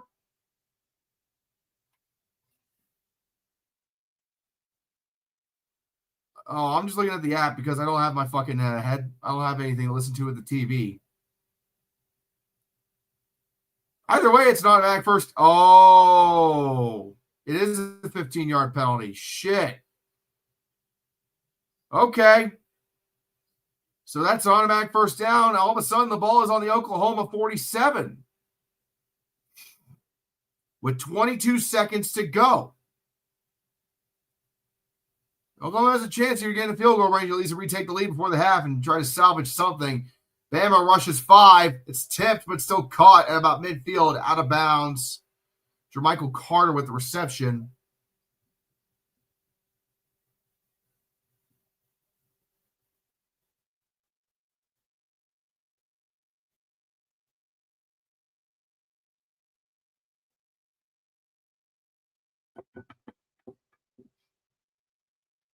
Referee got hit by a blue coach on Bama. Oh, okay. All right. Well, shit. 2nd and 7 from the 50. Mateer back to pass. He's going to take it up the middle, and he's going to fuck. Why are you running the ball? Why are you running the ball? Mateer took 3 steps in the pocket and said, oh, I'm going to run it, and then ran and got shot down in the backfield. 14 seconds. You're forced to burn another timeout. 3rd and 10 coming up. What are you doing? What the fuck are you doing, Sooners? Oh, it's 2nd and long. Less than 20 seconds. Hang on. I'm going to run the ball. Stupid.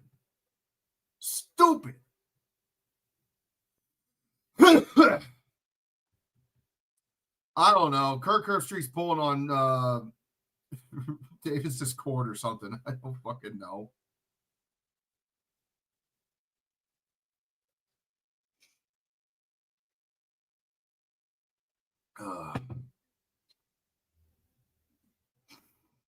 All right, 3rd and 10 for the Sooners from the 47-yard line. They got to get a first down to get anything on this one. Bama blitzes. Picks up, but it's just a short dump-off pass. He's nowhere near the first down, let alone field goal range. And that's going to be the end of the first half because they're too far away to do anything. So, wow. Oklahoma does not take a timeout, try to do something. They just let it run out.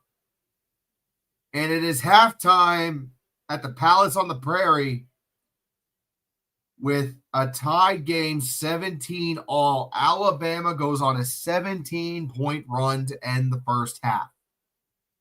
17-point run at the end of the first half.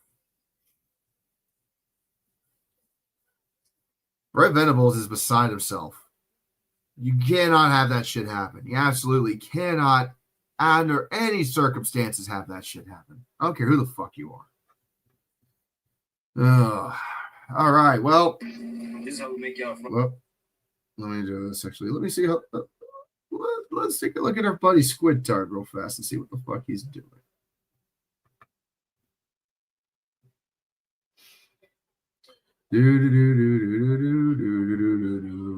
All right.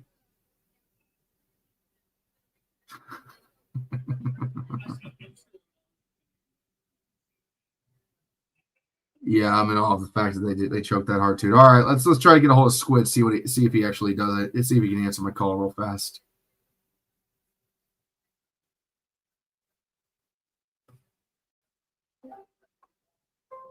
See if he answers.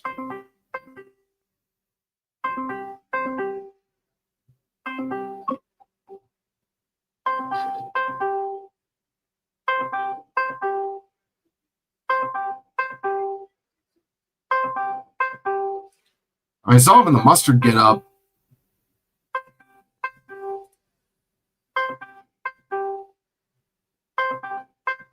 Does he not have his phone on him?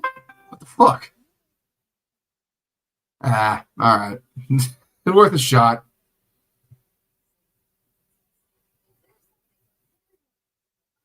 Oh, wait a minute. There he is. Hey!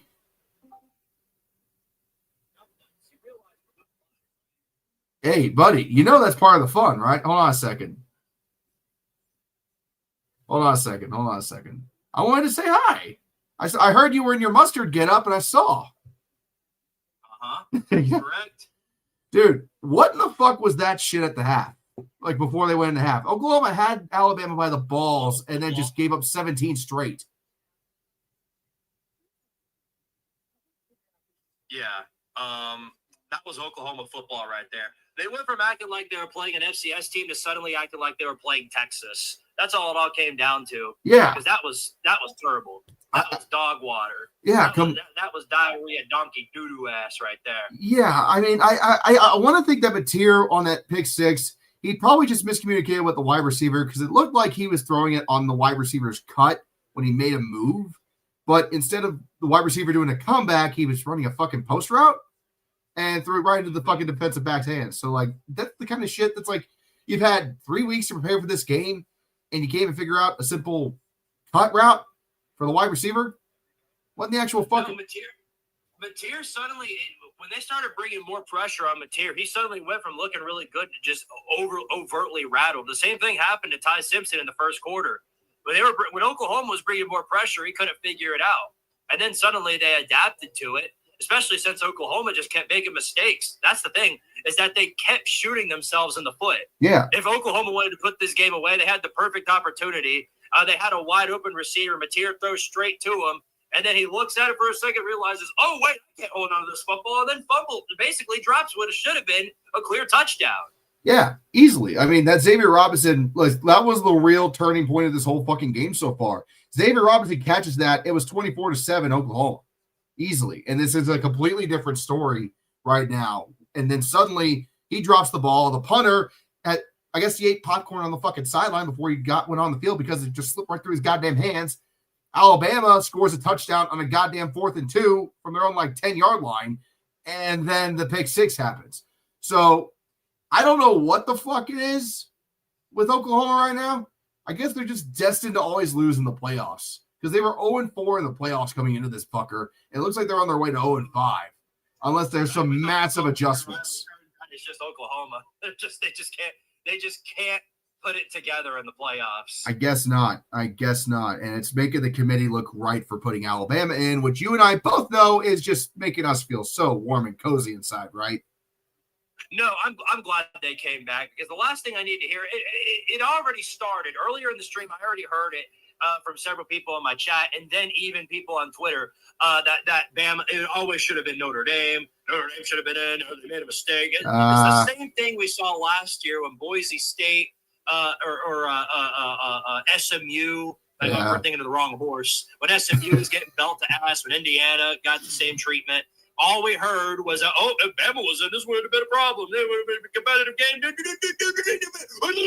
That's all we heard. So to me, I'm glad this is competitive. I hope all of these games are competitive. Oh yeah. So maybe Notre Dame and Vandy and all those fan bases that weren't good enough to be there can shut the hell up. Here's hoping. By the way, why the fuck are you wearing the mustard costume? Oh, because we reached the threshold. The super chat goal. Oh, hell yeah, bro. There's another one I've got. Where if we get to 500, that I'm going to put on the hot dog costume because I found it in my closet. I'm gonna wear that one if we manage to make it to that goal. Hell yeah! All right, well, I'll let you get back to the stream. Just wanted to pop in and say hello and holy fuck. So I hear you, brother. All right, well, you take it easy. Enjoy the rest. Yeah, good luck to you on your stream. Yeah. For your sake, you get a good game with Miami and A&M because whichever dumbass finds a way to win that one's going to be playing y'all. Yeah, you mean whichever victim is going to play us? It ain't going to be pretty. I can tell you that right now. No matter who wins that game tomorrow, I don't see either one beating Ohio State. But we'll talk more about that later after the games are played. Right, we got to figure out which sacrificial lamb's going to play Indiana. Yeah, and I don't think either one of these teams right now are going to beat Indiana in the Rose Bowl. This is just, that defense would probably be able to shut down Simpson pretty much from everything I've seen so far. And I just don't see Ty Simpson and company steadily going downfield throughout an entire game against Indiana, which is what you got to do. Yeah, ironically enough, these two teams might have some of the best shots though, because they're two teams that with iron walls for defenses. That's the way to beat Indiana. It's not by having a great offense, because if you have a great offense that gets shut down, you're out of options. If you've got a great defense though that's able to go blow for blow with them, then there you go. That could open the door. We've seen that several times. Iowa was able to figure it out. Even friggin' Iowa, they don't have a great offense, but one thing they do have is a pretty good iron wall for a defense. They nearly beat Indiana. The Hoosiers literally needed a 2-minute drill touchdown to beat them. Penn State, same thing. Penn State didn't necessarily have a great offense, but what they did have was they had grit on the defense. So ironically enough, these two might have the best shot of doing it, but that's if, it all depends on whatever happens in the second half. Well, either them or maybe Texas Tech when they get to that point. Right. I guess we'll find out in due time, won't we? Yep. There's a whole other half. And these two teams will probably come out and then just fumble 4 times. I said there was going to be 4 turnovers in this game, and I said they're all going to come in the second half. So obviously I was wrong about that, thanks to John Maturd. But that's all there is to it. Well, I guess we're due to find out. We will indeed. All right, buddy. I'll talk to you later. Love you. Take it easy. All right. Yeah. See ya. See ya. Good old Squidtard giving me some helpful insight because there's no other man, I think, that can dress in a mustard costume and spit fire like Squidtard Sports can. So, hell yeah. We have a special guest awaiting us. That was funny. I love. You realize we're on live, right? Hey, buddy, you know that's part of the fun, right? Hold on a second. Yeah, that was some good fun. All right. Well,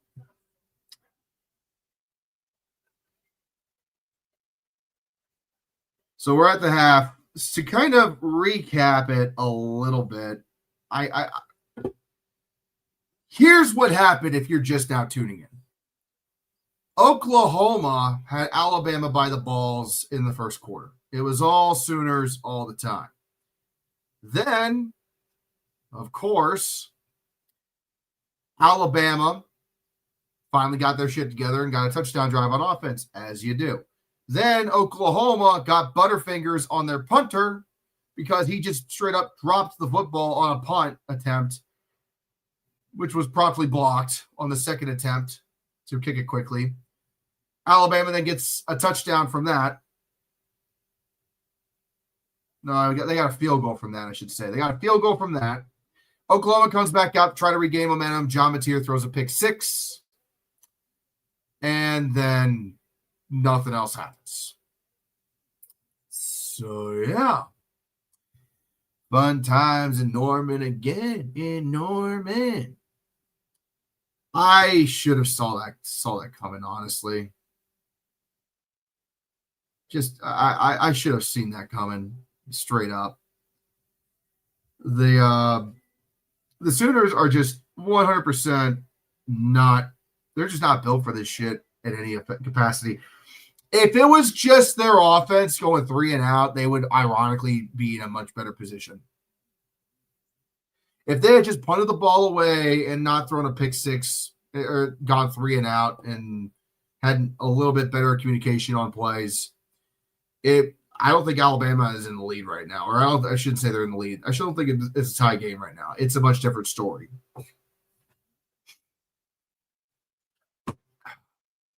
I don't know who's going to come out of this stronger at this point. Thank God this happened towards the end of the first half because it gave Oklahoma it's going to give Oklahoma a chance to actually sit down, reassess, and be like, hey, guys, what the fuck was that? We had Alabama by the balls and then shit our pants.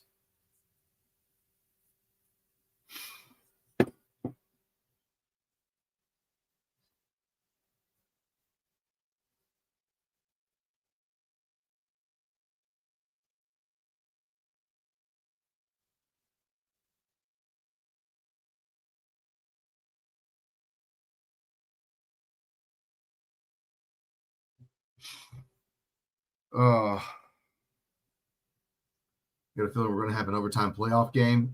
Maybe. That could potentially happen, honestly. Once again, guys, go and get your comment highlighted on stream. Feel free to make a donation in the chat. Any amount will do. But I'm going to answer questions for a few minutes while we kind of just burn through halftime here for a bit.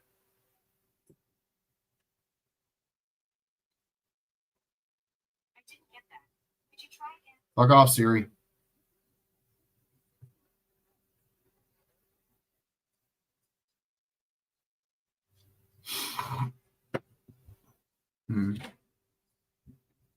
I want TU to be a first round exit. Oh, wait. Yeah, about that. Absolute cinema? Depends on what kind of movie you're looking for. If you like comedies, this is a pretty good one, I think. If you're into comedies and slapstick, boy, is this the game for you. Sean Shanley animate UWL for 5 Canadian, eh? Will there be any Dixieland destruction if Bama loses? Oh, you can bet your fucking maple syrup ass there will be. If Alabama loses, Dixieland destruction gets made tonight.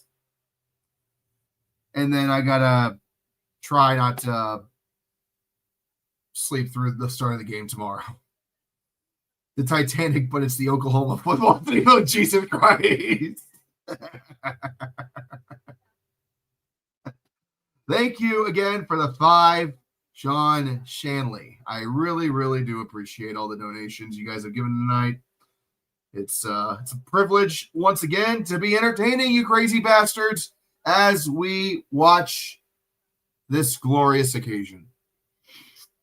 Man, I was hoping Oklahoma could obliterate Alabama and truly make the salt mines flow, but alas, OU implodes. Yeah, Alabama is tied because Oklahoma shat themselves. That's all. That's honestly the only reason why. It's not because Alabama's playing better. They're just not shooting themselves in the foot as much. Right now, they're doing some preview and talking about the upcoming games for tomorrow. I'll tell you guys this right now. The Miami and Texas A&M game tomorrow, I think, is going to be the best of the day. I would love nothing more than Tulane or James Madison to just come in and win their playoff game tomorrow. But I got to be a realist. Again, no home team has ever lost a playoff game in the 2-year history of the 12-team playoff. So I don't know. I really don't have a good answer for you guys on that right now.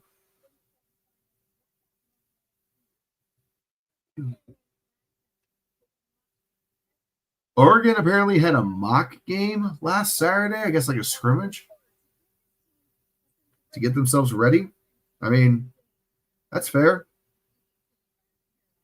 Trying to maintain what they had going into the end of the season, not get cold. I get that. I do. That's actually kind of smart.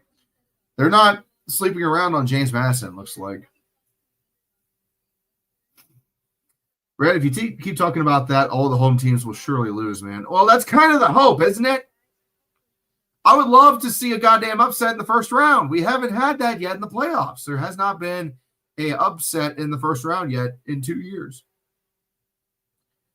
And I'm not going to say if Alabama beats Oklahoma, it's an upset, or if a 9 beats an 8, it's an upset. No, I'm talking like there's not been a 7 losing to a 10. There's not been a goddamn fucking 6 beating an 11. There's not been a 5 beating a 12. I think Cletus is drinking moonshine and relief right now. I don't know about happiness. I think relief is the better wording for you.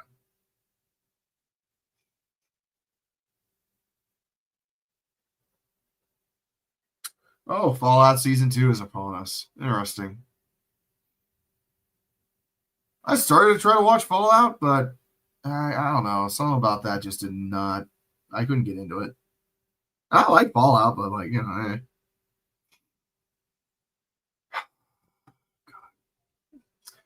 The only game of the two that I think has a really good chance of being an upset tomorrow, I think Tulane has a better chance of being Ole Miss than James Madison has of being Oregon, simply because of the Pete Golding factor, because of the bullshit that that Ole Miss had to deal with coming into this one, and also because Tulane is probably the better of the two group of 5 teams that are in the playoff.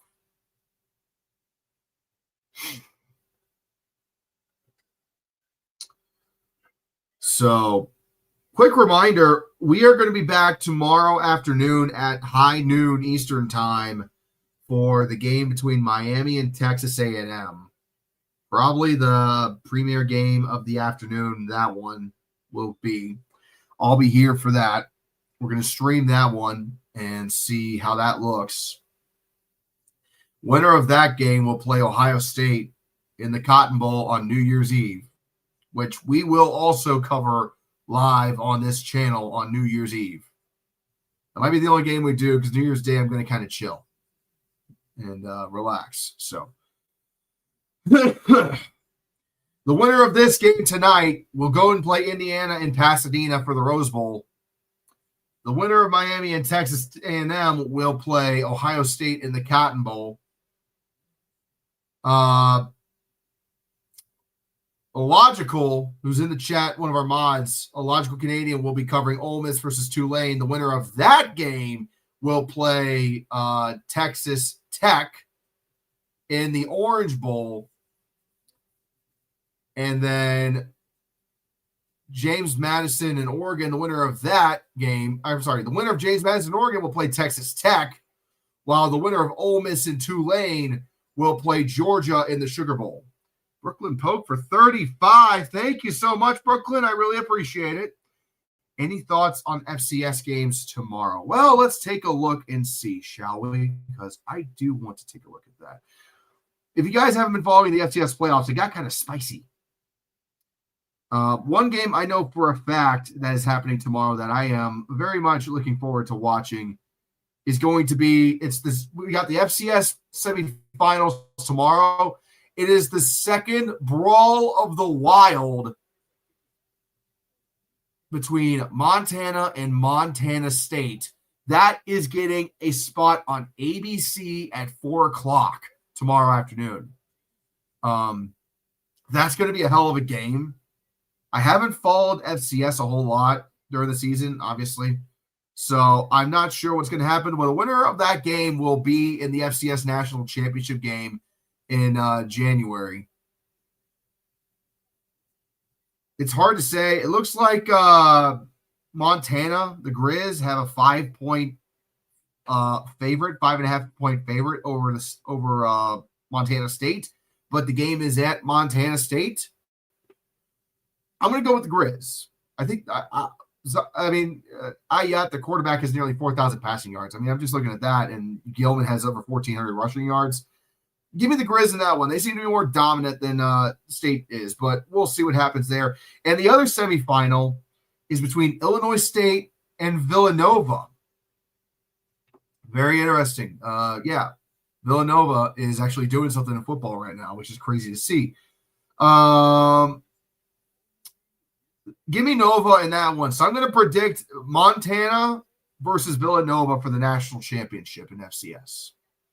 That'll be on Monday, January 5th on ESPN. Thank you again for the 35, Brooklyn Poke. You are so appreciated. Thank you, thank you, thank you. Also, Red 5478, we got a new FCS team coming next season. Welcome.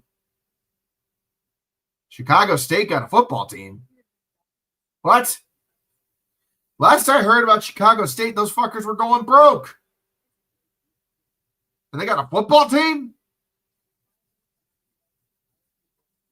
What the fuck? And they're starting off in FCS? Huh. Wow. Okay. I mean, sure. Okay. You're trying to save the university. You're not thinking, let's cut money. Let's invest a fuck ton of money and play football. I don't know about that. I don't know about that one, man. I know with the Vaqueros, with Texas, Rio Grande Valley, they had their first season this year in FCS. They actually did pretty good. They went like 8-4 or some shit like that. I was following the Vaqueros. I've actually followed the Vaqueros for a better part of the last 2 years since they announced they were forming the team. And I followed them online, and I kept up with it. And the support that UTRGV had was crazy this year. So, hey, props to the Vaqueros, and good luck to Chicago State. I don't know if it's going to work out well for them. I really don't, because Chicago State has a lot more problems right now. UTRGV is a growing university. They have a lot of things going for them, and they did have football once, but it was back in the 40s. Chicago State, they are shrinking. They are losing students. They don't even have a fucking baseball program right now, I think. They cut their baseball program, I heard. But they're adding football.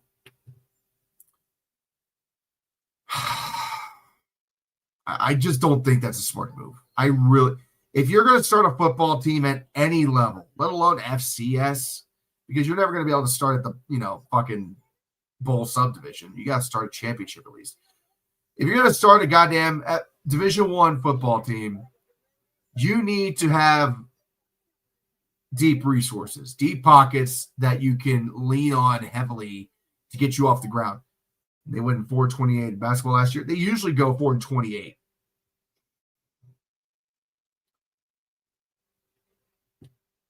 So I mean, UTRGV, again, you want to compare two schools that are babies in college football right now. The Vaqueros of UTRGV, they've been trying to get football off the ground for the better part of 20 years. And it was financial, sure. It was stadium, sure.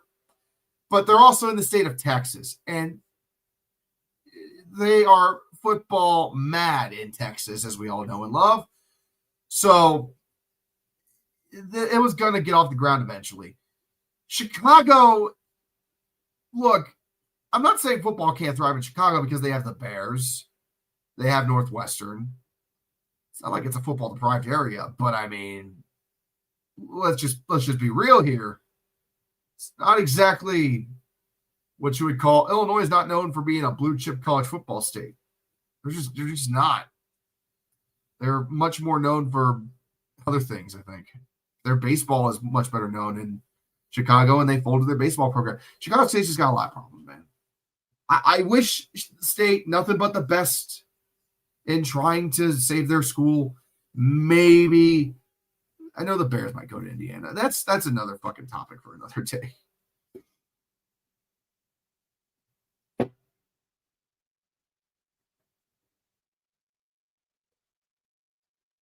All right, we're back from the half. We're about to get underway again. Second half is about to start. Alabama will get the ball first. And the kick is away. It'll be fielded at the 5 and fair caught at the 5. No, Northwestern, the Wildcats, they are based in just outside of Chicago. They're known as Chicago's Big Ten team. I think, God, I think this is right. I think they were admitted to the Big Ten after the Big Ten lost the Chicago Maroons, if I recall correctly. But I can't remember that. They might have been after. They might have been there before, honestly. I think they were one of the originals, maybe, but they've been there forever. Yeah, Evanston, Illinois. It's right next to Chicago. It's basically the same area. Snap. Simpson back to pass. It's going to be caught. And he's going to break a couple of tackles. He's all the way out to the 40-yard line. And it's, wait a minute, was he down? Is that a fumble? They're calling him down. Jeremy Bernard with the reception. Yeah, he's down. Thought it was a fumble there for a hot second, but no, clearly popped out when he made contact on the ground. 1st and 10 for the Tide, and here we go again. Alabama has not led in this game once at all. Simpson back to pass, quick toss to the route outside, and he's going to be run out of bounds. Short gain on the play there. That was Isaiah Horton on the reception. Got maybe 4 yards on it. 2nd and 6 coming up.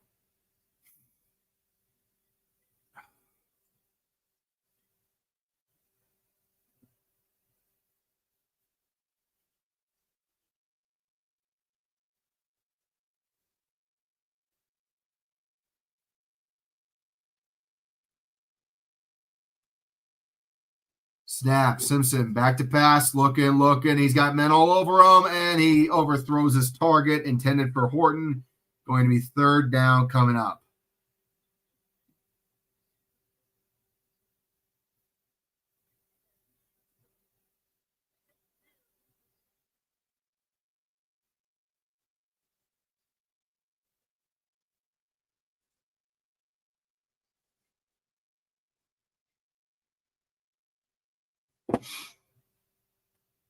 All right, so 3rd and 6, Alabama, they are really trying hard to avoid a gentleman's 3 and out here.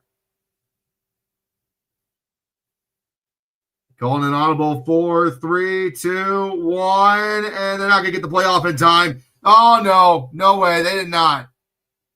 No way. They did not. Okay. There's a flag down. That's going to be delay of game. No, false start because the offensive lineman jumped. So it's a false start on Alabama. That was just ugly. Simpson just tried to call an audible way too late, and he clapped his hands to do the snap, and it just, the left tackle moved on the clap, not the snap. When you're playing an offensive line position at this level, you got to look out the corner of your eye to make sure you can see the ball and see it move. If you see the ball move, that's when you move. You don't listen to the quarterback. You watch the ball out the corner of your eye. Peripheral vision, my friends. 3rd and 11, Simpson. He's getting rushed in the pocket, but they pick up the blitz. He hits his man, but it's overthrown and incomplete. 4th and 11. And the Oklahoma defense stands up to Alabama. Pass intended for Ryan Williams. And he had him, but he just overthrew him a little bit, and it slipped right through Williams' hands. Oh, wait a minute. I think that was actually tipped to the line. That's why I went off kilter like that. Insane. Either way, 4th and 11. Bama punts for the 4th time tonight. And it's going to be fair caught at the 25.5. So the Alabama getting the ball first does nothing for the Tide. Still 17 all. Oklahoma has a chance to fix their mistakes on offense coming out of the break. So we go to commercial.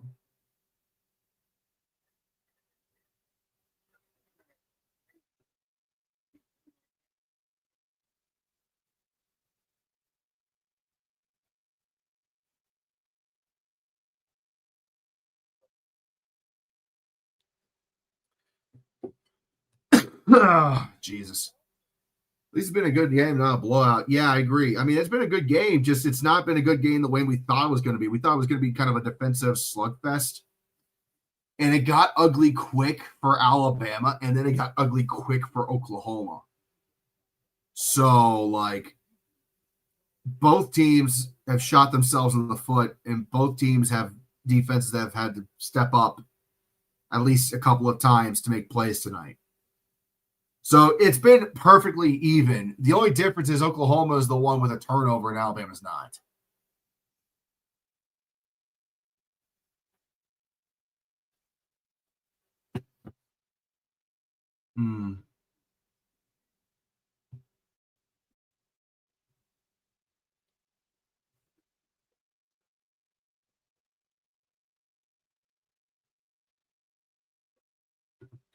There were about 2 plays that were open back to back, and he threw high. Yeah, I think that last one, the ball might have been tipped, honestly. As long as Alabama loses, that's all you care about here. Okay, I get that. UMass went 28-1-24 since joining FCS. You mean FBS? Yeah. UMass has only won 28 games since joining the FBS. They honestly need to go back. They're worse than Idaho. Like when the Vandals went back to FCS years ago, they genuinely just could not win. Like they made a couple of cheap bowl games, but and won a few in the 20-something years they were in. So they had some success, but like they were never competitive. They were never contenders in their conference. They never did fuck at all. And all of their rivals were in FCS. Like Montana, Montana State, Idaho State, the Dakota schools. They were all in FCS. They had nothing really keeping them there. So for UMass, I mean, they've spent the better part of the last few years as an independent, became a MAC school this year, and then went 0-12. Like, it wouldn't be without precedent for them for somebody to kick the team out of a conference because they were that bad and that much of an anchor on the conference and just being a free win. Temple got thrown out of the Big East way back when because they were considered a free win, which, true.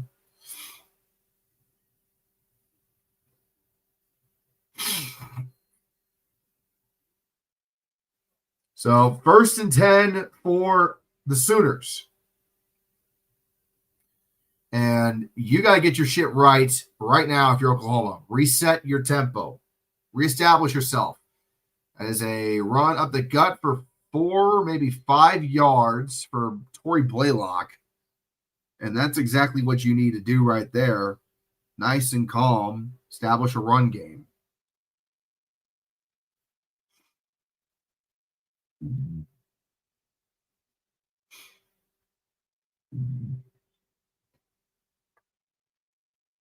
mean, what the fuck does UMass have to offer in FBS besides football? What does UMass have to offer in Division One? Fuck all, nothing. Nothing at all. Honest to God, nothing at all. 2nd and 6 from the 29. Snap. Fakes the handoff as Mateer. They pick up the blitz. It's going to be caught and nearly picked off. Intended for Deion Burks, but dropped. It's going to be 3rd and 6 coming up here. I thought Burks caught it there for a moment. Let's see what the replay shows. Threw right over the middle. Burks had it in his hands. He just couldn't secure it. Mateer fired that ball out like a missile and just, right through the hands of Burks. Like, you got to catch that. He had a defender right on his shoulder, but like, again, at this level, that shit you got to catch. No excuse.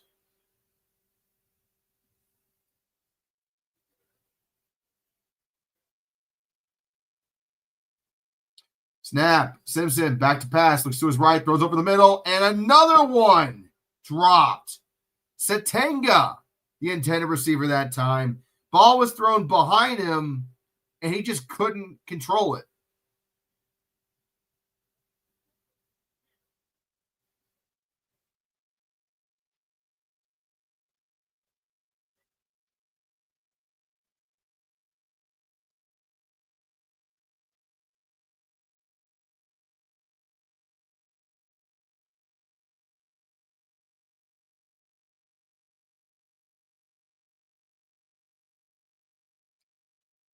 Punt is away this time for the Sooners, and it's going to be fielded from the 15 and returned out to the 25, and he's out of bounds.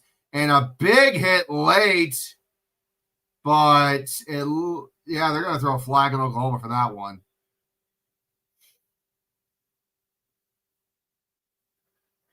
Let's see what happened here. The special teams guy was saying he got blocked into the guy. He's saying he got pushed into the Alabama player. Yeah, he gave up, and then, oh, come on. He wasn't even trying to hit him. He was going out of bounds, giving himself up. And they're going to give it and it's going to be a personal foul in Oklahoma. Oh, my God.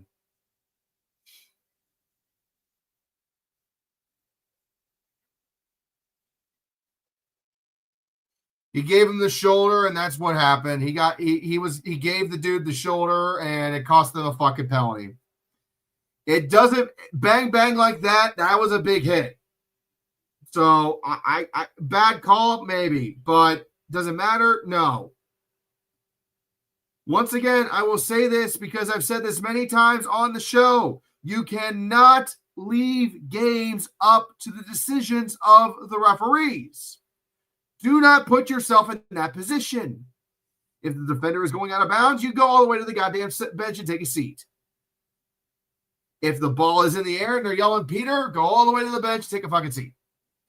Don't get tough and shoulder check the fucker when he's well out of bounds, even if you're not really trying to.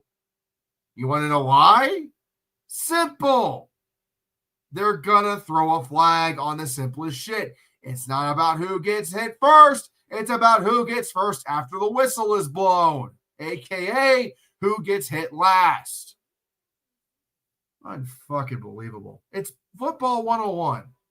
The referees will never throw a flag on the guy that throws the first punch. They will throw the flag on the guy that retaliates. They will never throw the flag on the guy returning the ball for faking the damn hits. They're going to throw the flag on the guy for actually giving him a hit at all when they're out of bounds, clearly out of bounds.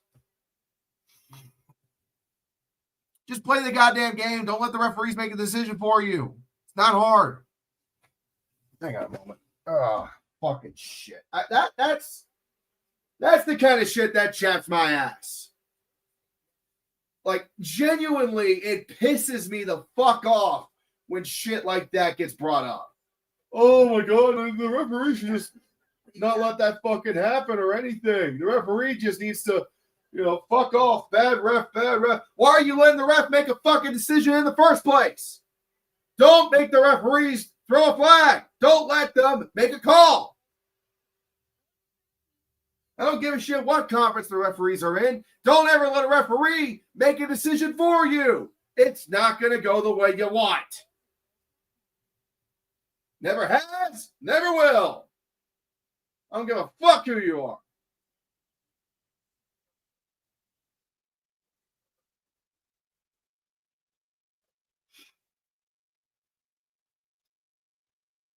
Good God almighty. Sorry, I went on a full ass rant off camera. How dare I? I'm crashing out because shit like that just pisses me off. Like, I don't give a flying fuck who you are, who you root for. Don't ever put yourself in a position that will allow a referee to decide the game for you. That's two stupid personal foul penalties for Oklahoma tonight. And it just goes back to the Sooners shooting themselves in the foot. I'm not an Oklahoma fan. I'm not an Alabama fan. I don't give a fuck about either team, but I'm going to call out bullshit when I see it. Why? Because I love this fucking game. And I like to think I know a little bit about it. Handoff toss to the outside, and he breaks free. 50, 40, 35, down to the 30-yard line. Good God almighty. What a run for Alabama. My God. Simple running back toss, and Daniel Hill just breaks out a 29-yard gain all the way to the Oklahoma 30. And this is that's exactly what you don't want to see if you're Oklahoma.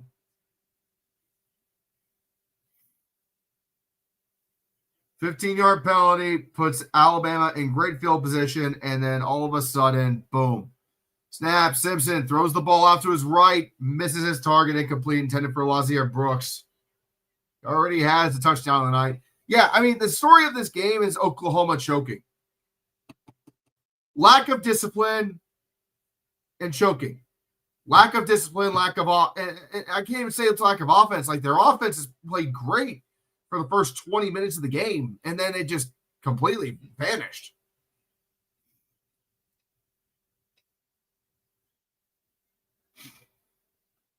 Second and 10 from the 30-yard line. Snap. Simpson back to pass. Looking over the middle. He's going to chuck it deep, and it's going to be caught for the touchdown. Wow. Lazier Brooks, second touchdown of the game. Yeah, everyone's on back. Woo! Who can stop me? Tell me. Who can stop me? What? Yeah! Woo! Wow. Brooks just gets a step on his man, and the corner got beat. Corner got beat, and that was that. Wow. I don't believe what I've seen, but that's now 24 points unanswered for Alabama. Kick is good. 24 points unanswered for Alabama. I don't understand Oklahoma. I really don't. Credit to Lazier Brooks. Great catch. Credit to Ty Simpson. Great throw. Corner got beat. My God. Another Alabama score set up because of an Oklahoma mistake. You take away the turnover, the penalties, it's not like this right now. Alabama is just simply taking advantage of the mistakes Oklahoma is making. It is so simple, so goddamn simple.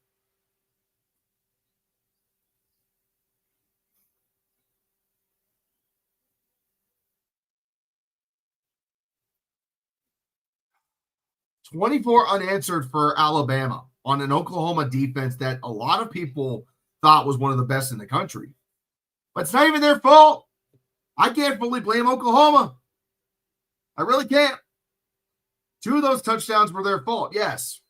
The field goal they did give up, yes. But the field goal they gave up saved them after an interception, if anything. I'm sorry, saved them after a fucked up punt, and then the offense threw a pick 6. Like, yeah, look at it from the perspective of the defense is doing what they can, but they're not miracle workers.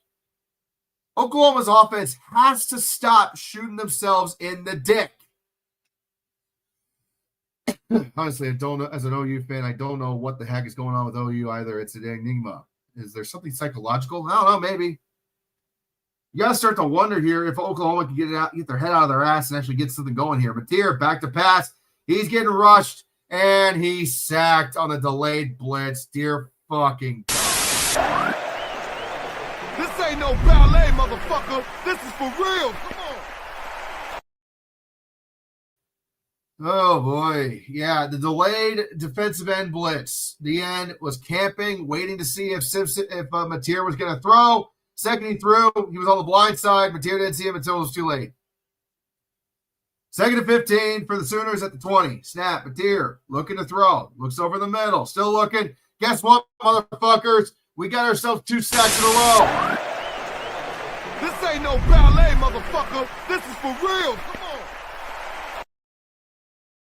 The offensive line is caving in. It's caving in so fucking hard right now.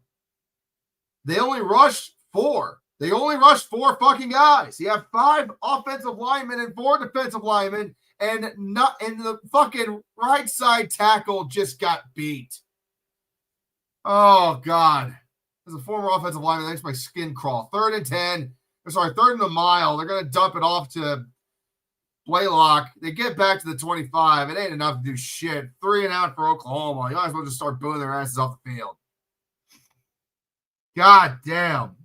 Complete and utter collapse. Yeah, that's from Blitz the League.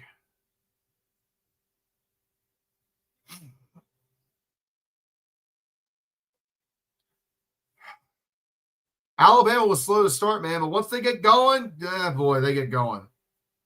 Alabama has all the momentum. Nothing can fucking stop them right now except themselves. Oklahoma had all the momentum. Nothing stopped them until they stopped themselves. So, Oklahoma, their defense needs to step up. Yet again, the defense needs to step up and get Alabama off the field.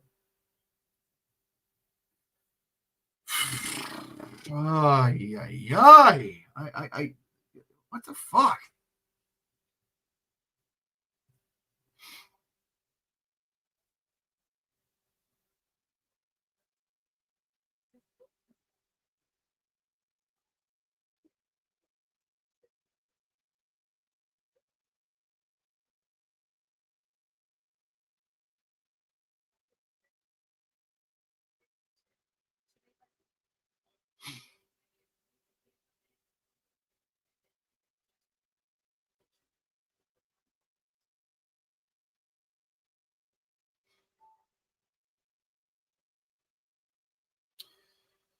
All right.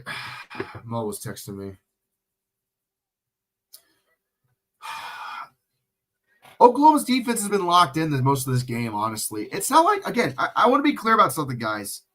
I do not start saying, oh, Oklahoma's defense needs to lock in or their Oklahoma's defense is not that good. You still look at total yards of offense. Alabama is still doing worse than Oklahoma. Oklahoma has 240 yards of offense. Alabama has 176 yards of offense. Oklahoma is still dominating time of possession. Okay? The problem now is their offense has completely crashed out and is shooting themselves in the foot, which has caused Alabama to regain all this momentum because, hey, look, free turnovers, delicious. Free scores, delicious. I mean, the missed touchdown catch, the missed touchdown opportunity from Xavier Robinson in the second quarter when it could have been a house call for him, which would have given Oklahoma a 24-7 lead. That was the moment this game flipped on a dime. That was the moment they jumped the shark. Because then the fucked up punt happens and everything caves in.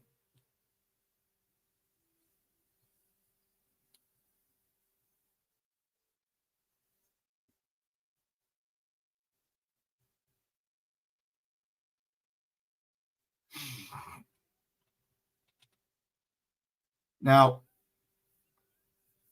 here's how Oklahoma can get back into this game.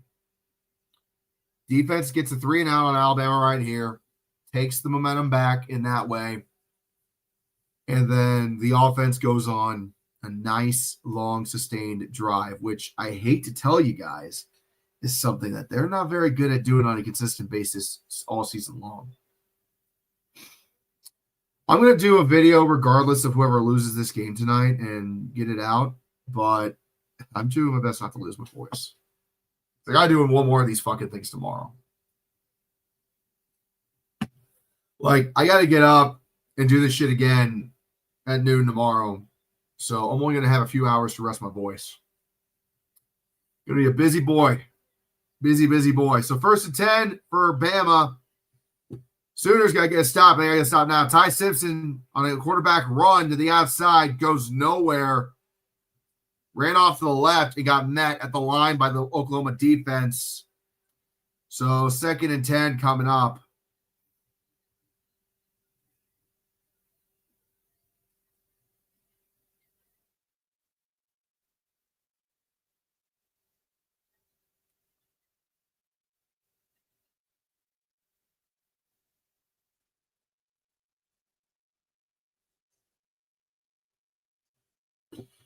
Second and 10 from the 37.5. Simpson back to pass, throws over the middle. It's going to be caught just short of the first down. They're going to mark him at about the 46. That was Josh Cuevas, the tight end, on the catch.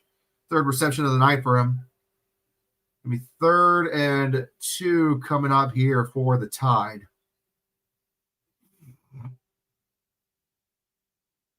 I do wonder if they can get the stop here. OU is in really bad spot. They got to get a stop.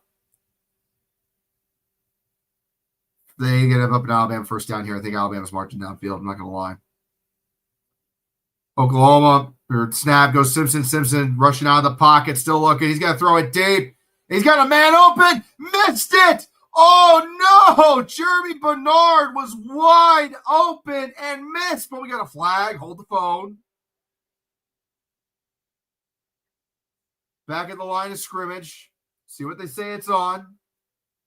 It's going to be holding on to defense. Oh, my God. Automatic first down for Alabama. That's a killer. Holding on Oklahoma's defense. That was on number 4, Guillory. 10-yard penalty, automatic first down. And, yeah, he had his hands all over that wide receiver.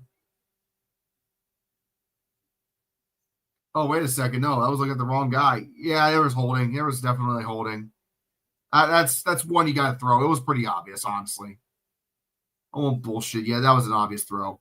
That's 84 penalty yards that benefit Alabama in this game so far right now. Bernard on the carry, goes nowhere, back to the line of scrimmage. I mean, Jeremy Bernard, good Lord, I don't know how they missed that catch.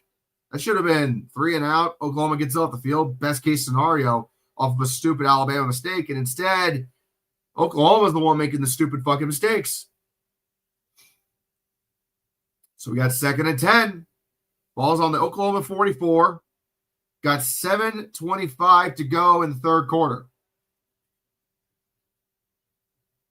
Snap. Simpson back to pass. Throws it off to his right. It's going to be caught by Lozier. And that's going to be gaining out to about the 39. Yeah, 39. So it's going to be 3rd and short coming up. And another chance for Oklahoma to get off the field. 3rd and 5 coming up for the Sooners. This is a big play. You got to get momentum back. Alabama knows that Oklahoma could get momentum swung back their way with a stop. Man in motion for the Tide. From the 39. Back to pass goes Simpson. Looking over the middle. Looks to his right. Steps up in the pocket. He's getting rushed out of the pocket now. He's going to get out to about the 30-yard line. Now down to the 25-yard line. And they get the first down off the quarterback scramble. Well, fuck. Had nobody open at all. But then there was just all this space on the left side.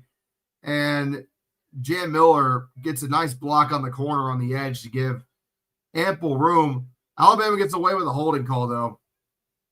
Offensive lineman held that fucker for days. That should have been a flag for holding. Referees didn't see it. 1st and 10 from the 26.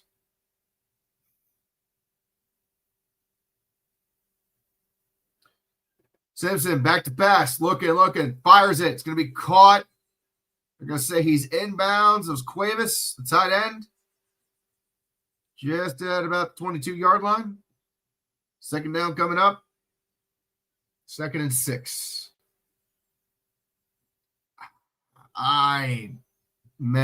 This really feels like Alabama's got the noose around Oklahoma's neck right now. I'm not going to lie. They got the noose around their neck, and they're about to open the trap door.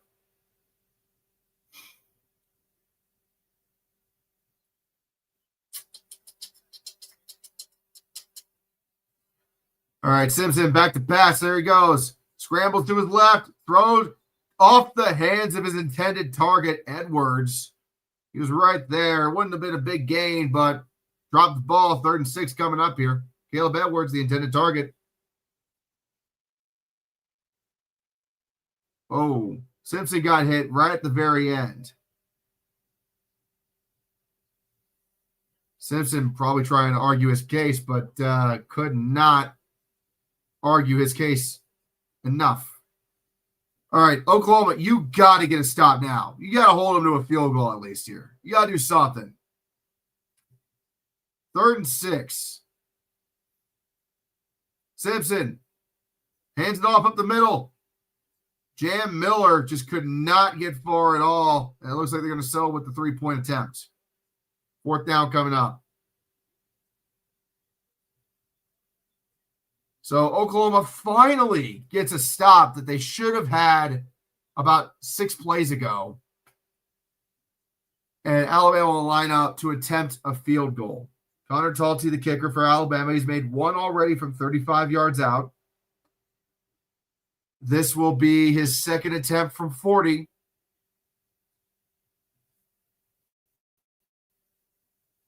And kick is away, and it is true. So Alabama takes a 2-possession lead.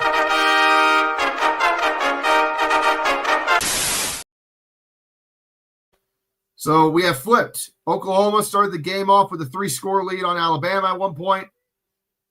Now it's Alabama with a 2-score lead on Oklahoma.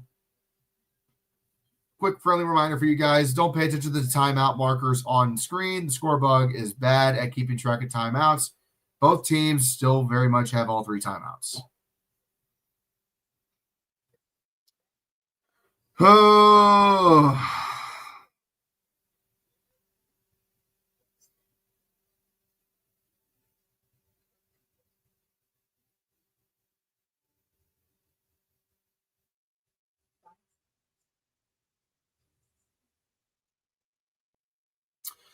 It really isn't looking good for Oklahoma at all. And it's simply because their offense just completely crashed and burned again, which is kind of what we were afraid of. They came out, ripped, rocking, and roaring, and then the crash out was quick, and it was violent, and it was hard to watch.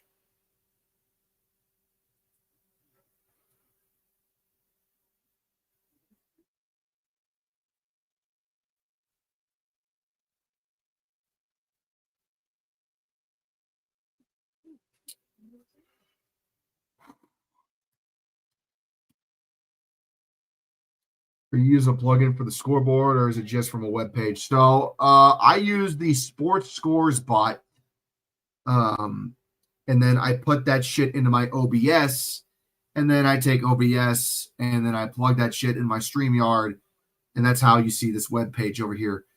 And it's just capturing the window. There's my mouse. Hello. And it's just capturing what's going on the OBS. So that's pretty much it. Nothing special, but it works. A little bit cheaper to do than buy another camera, which I ought to do in general, but we'll see. 4.5 to go here in the 3rd. I didn't find that contact.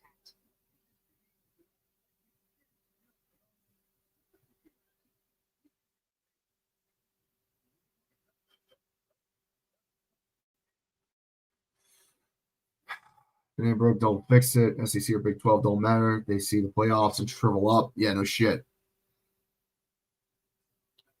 The name of the game for Oklahoma tonight, guys, simply put, has been they really have a bad habit of aiming the gun at their own foot.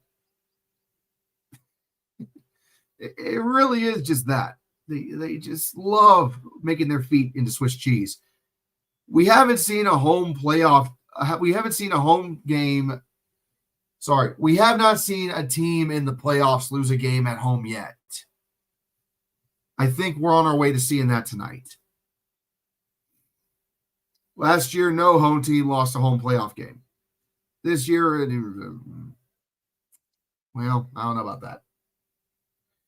The pick six broke their spirits, maybe. But that was also a full ass quarter ago now. So they need to put that shit in their pack and deal with it. They got to go. You're still very much in the game, but you're only going to get about 4 more possessions at best. You got to make something happen here. Simply put. All right, Mateer back to pass for Oklahoma. Steps up in the pocket. He's going to run for it out to the 30-yard line. Dives forward. He'll gain about 7 yards on the carry there. Second down coming up. Yeah, I mean, this is probably Oklahoma at best gets 4 more tries with the football. At worst, 2 at this stage of the game. Every possession's got to count. So it's kind of do or die now. Because you don't know if Alabama is going to come out and just do another fucking General Sherman drive down the field if you don't get anything going here. Staney's got to get open if you want to give him the ball. Mateer takes it up the gut himself again, and he'll fall forward about a yard short of the line. The gain going to be 3rd down coming up. Fuck, they threw the ball up to 10 earlier, and he dropped it.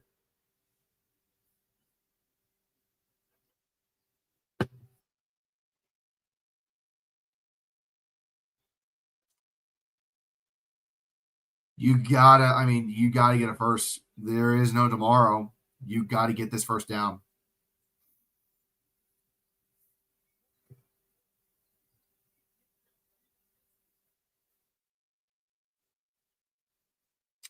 Mateer, he's going to take it himself. 3 straight quarterback design runs. Let's see where they spot the ball. They're going to give it to him. That's a first down. Just barely, but it's a first down.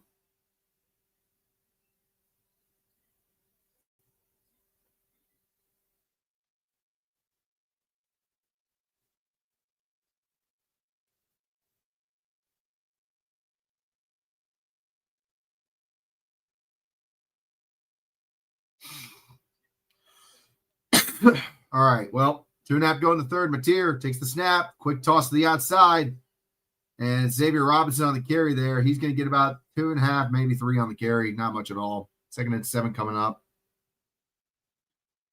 Bama still has the Nick Saban Black Magic subscription account, don't they? Yeah, I know. They do, because DeBoer is wearing the black hoodie. Xavier Robinson hasn't done much of anything tonight on the running game. He has 3 carries for 4 yards. Not good. Not that he's their primary running back, but still. Mateer hands it off again. They're really running the ball on this drive, really trusting the run game. This time they go back to their number 1 running back, Torrey Blaylock, for a gain of 6. Going to be 3rd down and 1 coming up here. I mean, if you fail this drive, you need to bench Mateer. Buddy, that ship has sailed. You're stuck with Mateer. He's the best you got. I'm sorry to say. If there was anybody better on the bench, they don't want to put him on the. They would have put him out there already. It's not. No, I'm not going to. No. Mateer is not the only reason why they're losing right now. Mateer back to pass. He's getting scrambled out of the pocket. Throws it. It's going to be caught. And that's Blaylock with the reception. First down, Sooners. He had 2 white shirts in his face and still got the ball off to his receiver. And suddenly, Oklahoma, we're starting to see the momentum pick up a little bit. The wheels are turning. The gears are moving. The oil is running. The guys are running.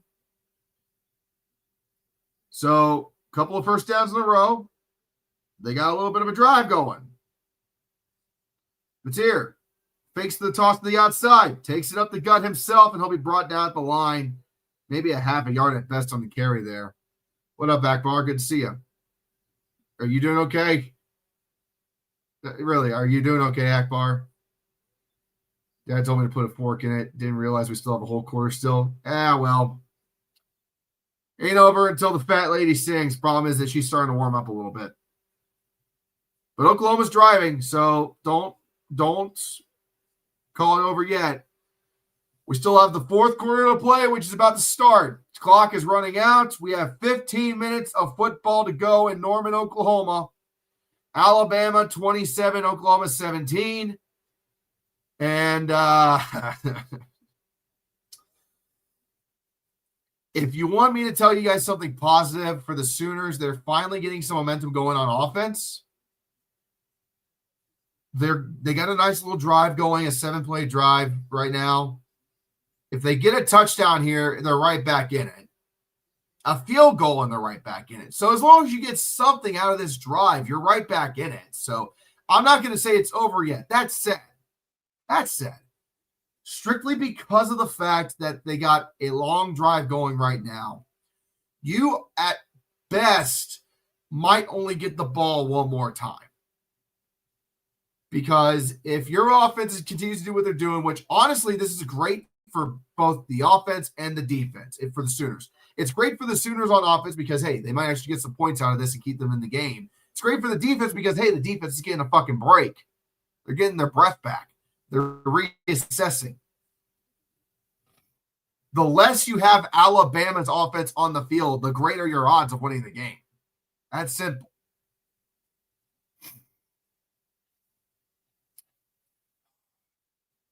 Now, would it be incredibly funny if Alabama blew a 10-point lead in the fourth quarter? It would be. Do I think that's going to happen? I don't know. But Oklahoma's defense is getting a break right now. They're getting a breather. They're going to come onto the field mostly fresh for the fourth. They should be able to force a stop in Alabama, I would think, depending on what I'm seeing here. So if Oklahoma can just get a score, either a touchdown or a field goal, they will have a chance. They will have a chance to win this thing. Do you have money on Oklahoma, or do you just hate Alabama that much? I am not a gambling man, and yes, I do hate Alabama. But I don't have money on Oklahoma. I'm just being realistic here. I look at it just from a non-biased perspective, if possible. On average, an offensive drive, if it's worth a shit, is 5 to 6 minutes long. We just hit the end of the third quarter, about to enter the fourth. Oklahoma's down by 2 scores. If they get a score and get the offense off the field for Bama real quick on the next drive and get back on the field themselves, they will have a chance. But if they don't score here, it's probably over. 50 cents in the building. The fuck? Okay. The hell's going on with 50 Cent in Oklahoma? I don't get it. I mean, they had a halftime show for 50 Cent. They didn't show it on TV. Okay, easy enough. Yeah, and I appreciate you being here. Thank you for watching with me. Yeah, I don't know what the fuck 50's doing there. I guess he's just some halftime entertainment for the fans. Or is it, did they do this shit during the break? The fuck? Okay. I guess they did that during the commercial break. Okay. I don't get that, but oh god. Yeah, they did. They have 50 Cent performing right fucking now in the end zone right before the start of the fourth quarter. What in the hell?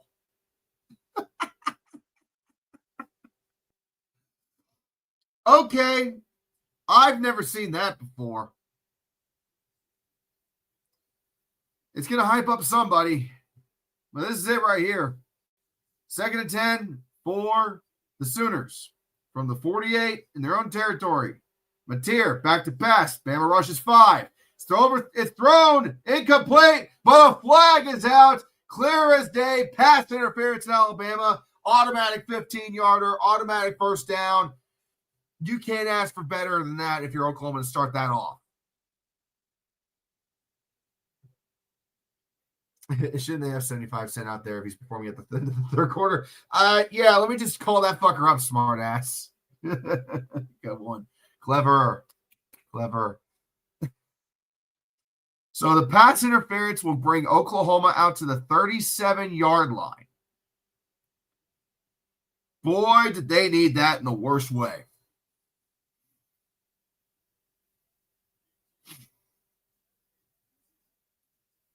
So, 1st and 10 from the 37. Sooners not out of it yet, but they have to score. Mateer, back to pass, looks to his left, looks over the middle, throws it over the middle, and it's caught! 15, 10, 5, touchdown, Oklahoma! Yeah, everyone come back! Woo! Who can stop me? Tell me, who can stop me? What? Yeah! Woo! Dion motherfucking Burke once again. And this fucker is not over, like I just said. All Oklahoma had to do was get a score, and they're right back in it. Exactly what happened. They now have the momentum. Their defense is going to be white hot coming off the bench. Alabama is in a little bit of trouble. Kick is on the way. Field goal is good. It is a 3-point ball game in Norman. OU has life.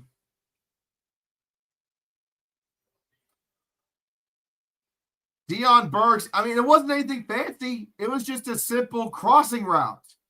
He got deep downfield and just ran a post over towards the he just ran a post route. Safety supposed to drop back in the double coverage, and it freed him up. The corner over the middle just could not get to the ball in time. Satania went deep, and then you have Burks right underneath of him running an underneath route. And Mateer threw the ball just high enough to get over the defender, but low enough for Burks to catch it pretty easily. And it was a nearly free, nearly untouched lane up until the goal line when he got hit by the defender. So, great play for Oklahoma. That just breathed a fuck ton of life into the Palace on the Prairie. And, guys, this is it's going to be a great finish.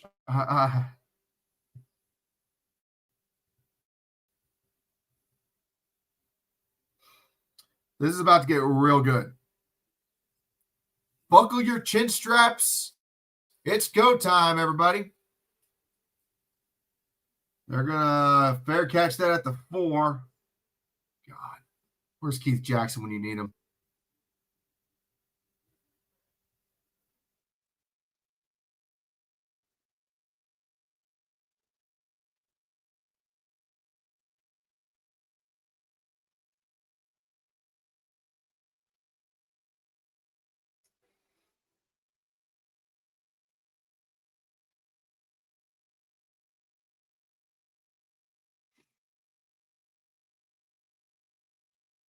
First and 10 for Alabama from the 25-yard line. 14:45 to go in the second. They're going to try to run the ball up the gut, and he just went nowhere in a hurry. Absolutely nowhere. Jan Miller just could not get going.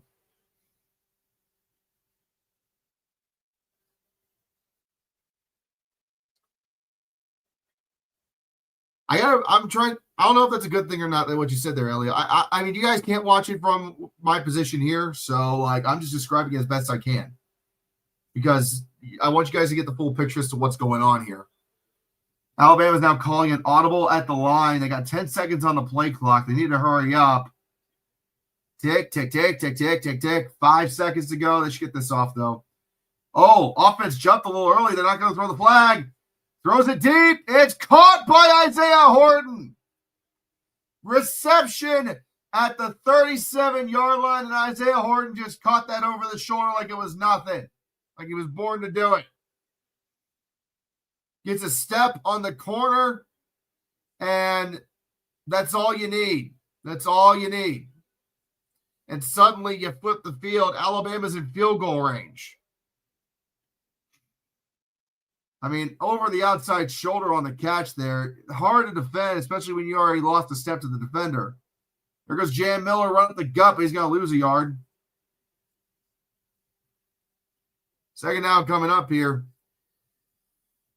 I don't know if Oklahoma gives up a touchdown here if they can win this game. I mean, another thing I want to point out is just that right tackle. He got a step like a half second early. I'm surprised they didn't throw the flag and call it dead there. They're letting them play, I guess. You can let the big uglies go if you want, but at least be fair to both sides. That's all I care about. 2nd and 10 from the 38-yard line. Simpson tosses to the outside. There goes Jan Miller, and he's going to be brought down again. Fumble! Let's see what they say. Is it a live ball or was he down? Is it a live ball or is he down? They're going to call him down. Second, it's going to be 3rd down coming up, it looks like. Yeah, that was a fumble. 100% that was a fumble, but Alabama recovered. Alabama gets lucky on that one.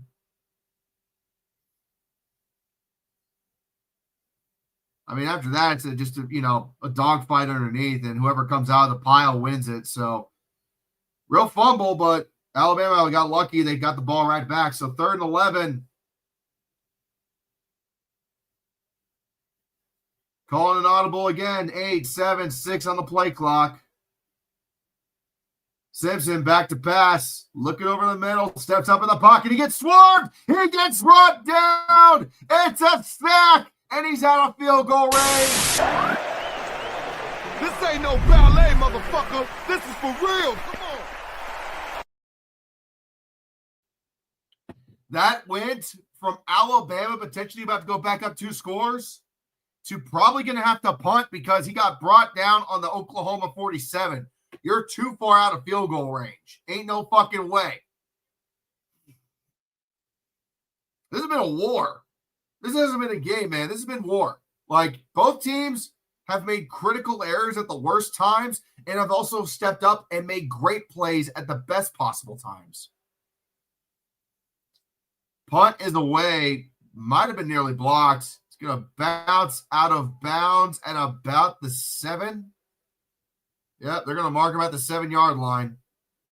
So Oklahoma, they're going to get the ball back, but they got 93 yards to get to the end zone. Granted, they only need a field goal to tie it up. Oh boy, this is nuts.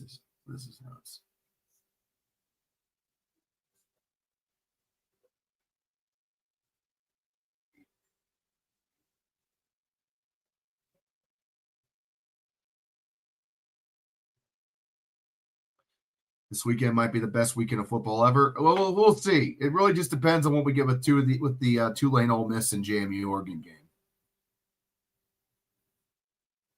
He got brought down in a fucked up sack. I mean, a sack is a sack. It's not like he was intentionally trying to bring him down in a fucked up way. Just that's the way it happens.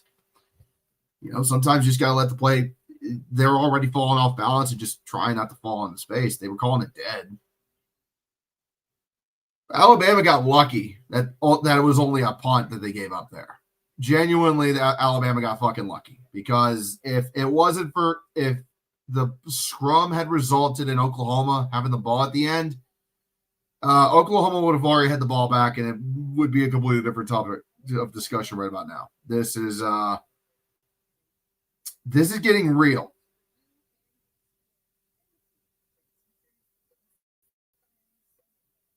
This is getting very real.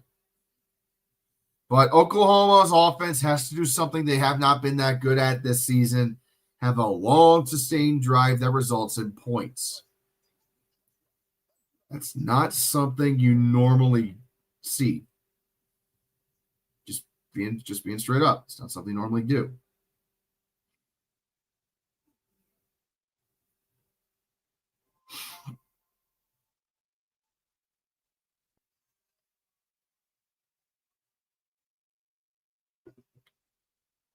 Oklahoma somehow wins this game. What does this mean for college football? It means there's going to be a lot of people bitching on X.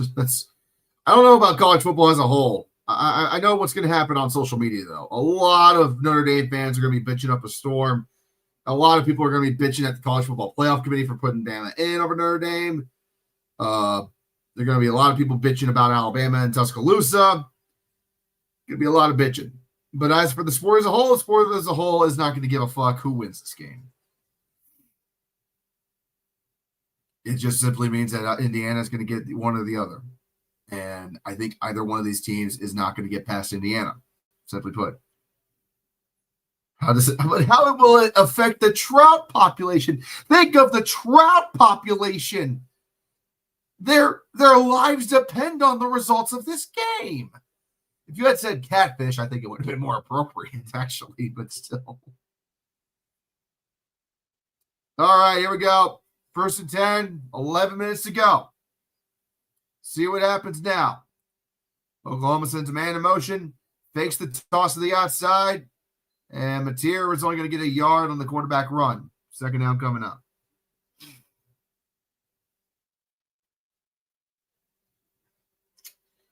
Oklahoma's got the ball right now, so I don't think an interception would be beneficial to Oklahoma. It is 2nd and 9 for the Sooners at the 8-yard line. They got a long way to go to get pay dirt. I think the true question will be is how will it affect the deer population? Yeah, I know hunting season's critical in this area. All right, 2nd and 9 from the 8. Mateer hands it off, and that's going to be a gain of about 5. What are we doing, Oklahoma? Are we really going to try and take off the switch clock? It was Blaylock on the carry. I don't know what the hell Oklahoma's trying to do. They're not really being that aggressive. 3rd and 5. They're on the 12-yard line. Oh, God damn it. False start on Oklahoma. 5-yard penalty. The discipline issues come back to bite Oklahoma in the ass again. How will it affect the moonshine market? Oh, it's a boom in either way. All you need to do if you're on the line, the little flinch is all you need to have happen for it to fuck up. That's Oklahoma's 5th penalty of the night. They've given up 50 penalty yards thus far. So 3rd and 9 for the Sooners now. Ball is on the 8-yard line again. See what Bama does here. Bama's rushing 5. Mateer all the way in the end zone. It's tipped at the line and incomplete. And that's that. It's going to be a gentleman's 3 and out. They're going to have to punt it, and the defense is going to have to step up again and pray that they can make another stop.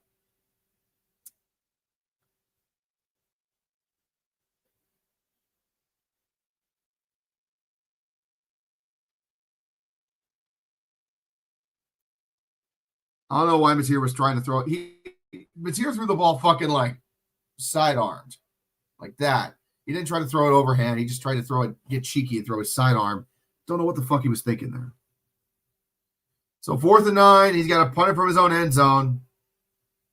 Gets it away, but it's a wounded duck of a punt. Like, it dies at the 39. They're going to field it, and he's going to be brought down at the 35. That was an absolutely awful punt. And that's up here. That's a mind game thing at this point because he already fucked up one punt tonight. You got to relax the punter. You got to relax. You can't do that.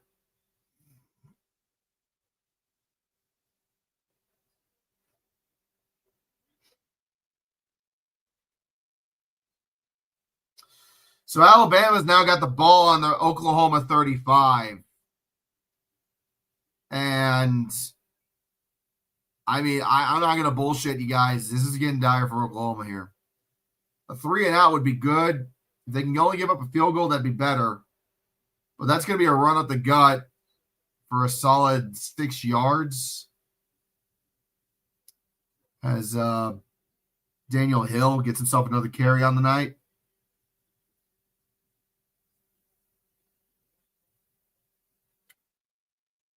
I don't know at this point if Oklahoma is going to be able to avoid destruction.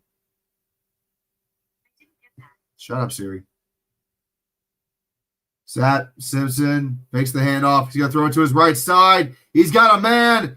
It's caught, but ripped out. Are they going to give it a catch? They're going to give him the catch. It's Jeremy Bernard. He's got the ball on the 6-yard line. First and goal coming up for Alabama. Potentially the dagger coming up for Alabama. Jeremy Bernard caught it from behind the defender's head. He literally caught it from behind the dude's head.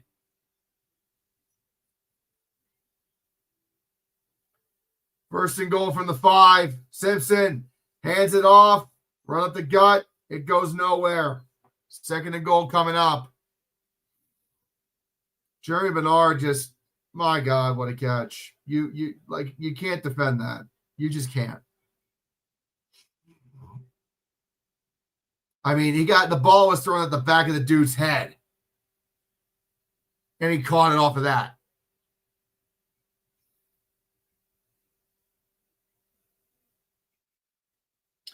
Second and goal from the, let's say, 6-yard line. 5.5, 6-yard line, give or take. Yeah, we got a timeout. And I believe it was Alabama calling the timeout. It is. Alabama has 2 timeouts remaining. Oklahoma still has all 3. Will the next legacy of failure video be Oklahoma playoff runs? Probably not.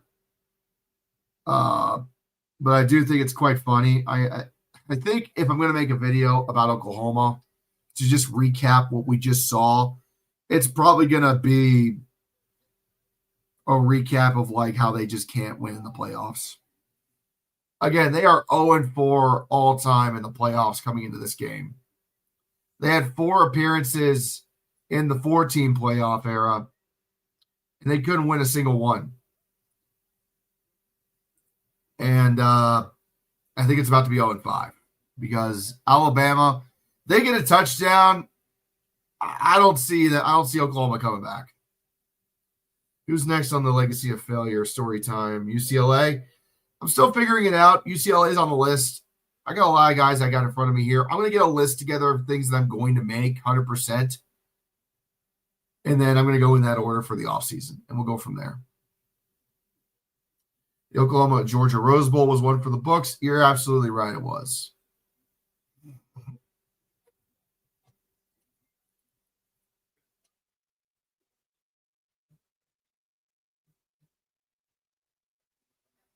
Oklahoma's the Baltimore Ravens of college football. I don't know about that. That's a bit generous, I think. I mean, at least Baltimore's won a world championship in the last 20 years. Oklahoma hasn't won a national championship since 2001, 2000, somewhere in that time frame, I think. Been like, it's been longer than when Baltimore last won a Super Bowl. 2 in 25 years. Yeah, Baltimore's won 2 world titles in 25 years. Oklahoma's won a single world BCS championship in 25 years. They're just not comparable. They're really not. And it's not like Baltimore's known for being a playoff failure of a team. Just, yeah.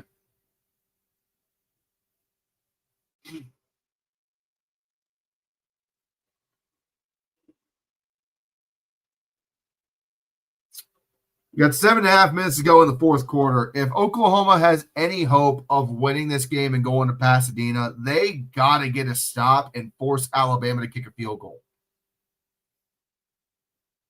They got to do this. If Alabama gets a touchdown here, I'd say start preparing the hotel rooms and booking your trips. Get the shirts ready. Get the everything else ready. I'm about to turn this fucking Apple Watch off because it's seriously pissing me off. Second and goal. Ball is on the 5.5-yard line for Alabama. Sooners need to stop. Simpson hands the ball off up the middle. He's chugging forward. And guess what, motherfuckers? Touchdown tie. Yeah, everyone come back. Woo! Who can stop me? Tell me. Who can stop me? What? Yeah! Woo! Dagger. In the back. That's probably going to be it. I think that might be it. Oklahoma is about to become the first playoff team to host a home game in the first round and lose. If Oklahoma can come out on offense, get a touchdown real quick, that changes it. But, I mean, with what I'm seeing and what we have been seeing, I don't know. I don't know how this is going to work. I mean, Daniel Hill just chugged his way forward through 4 or 5 Sooner jerseys and left no one in doubt. I mean, he gets hit by 1 guy, 2 guys, 3 guys, and just falls into the end zone. Yeah, I agree. The defense is tired. They're very, very tired. There's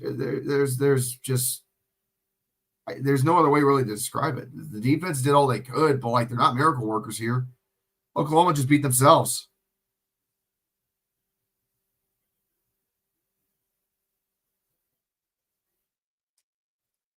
Gig is away. I mean, again, it's not over. Technically, we still got time, but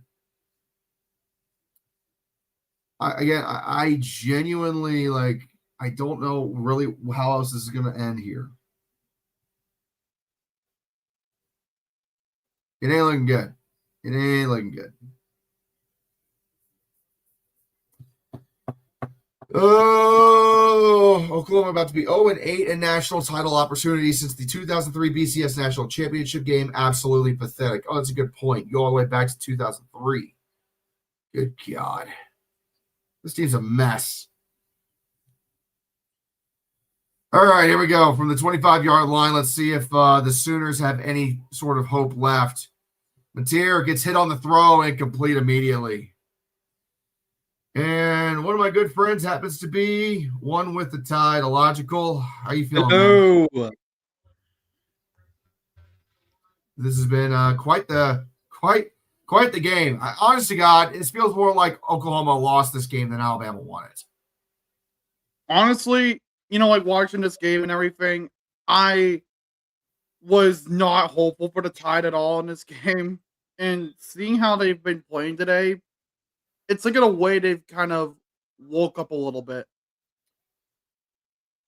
Deion Burks takes the catch there for 2 yards out to the 27-yard line, 3rd and 8 coming up for the Sooners. I agree.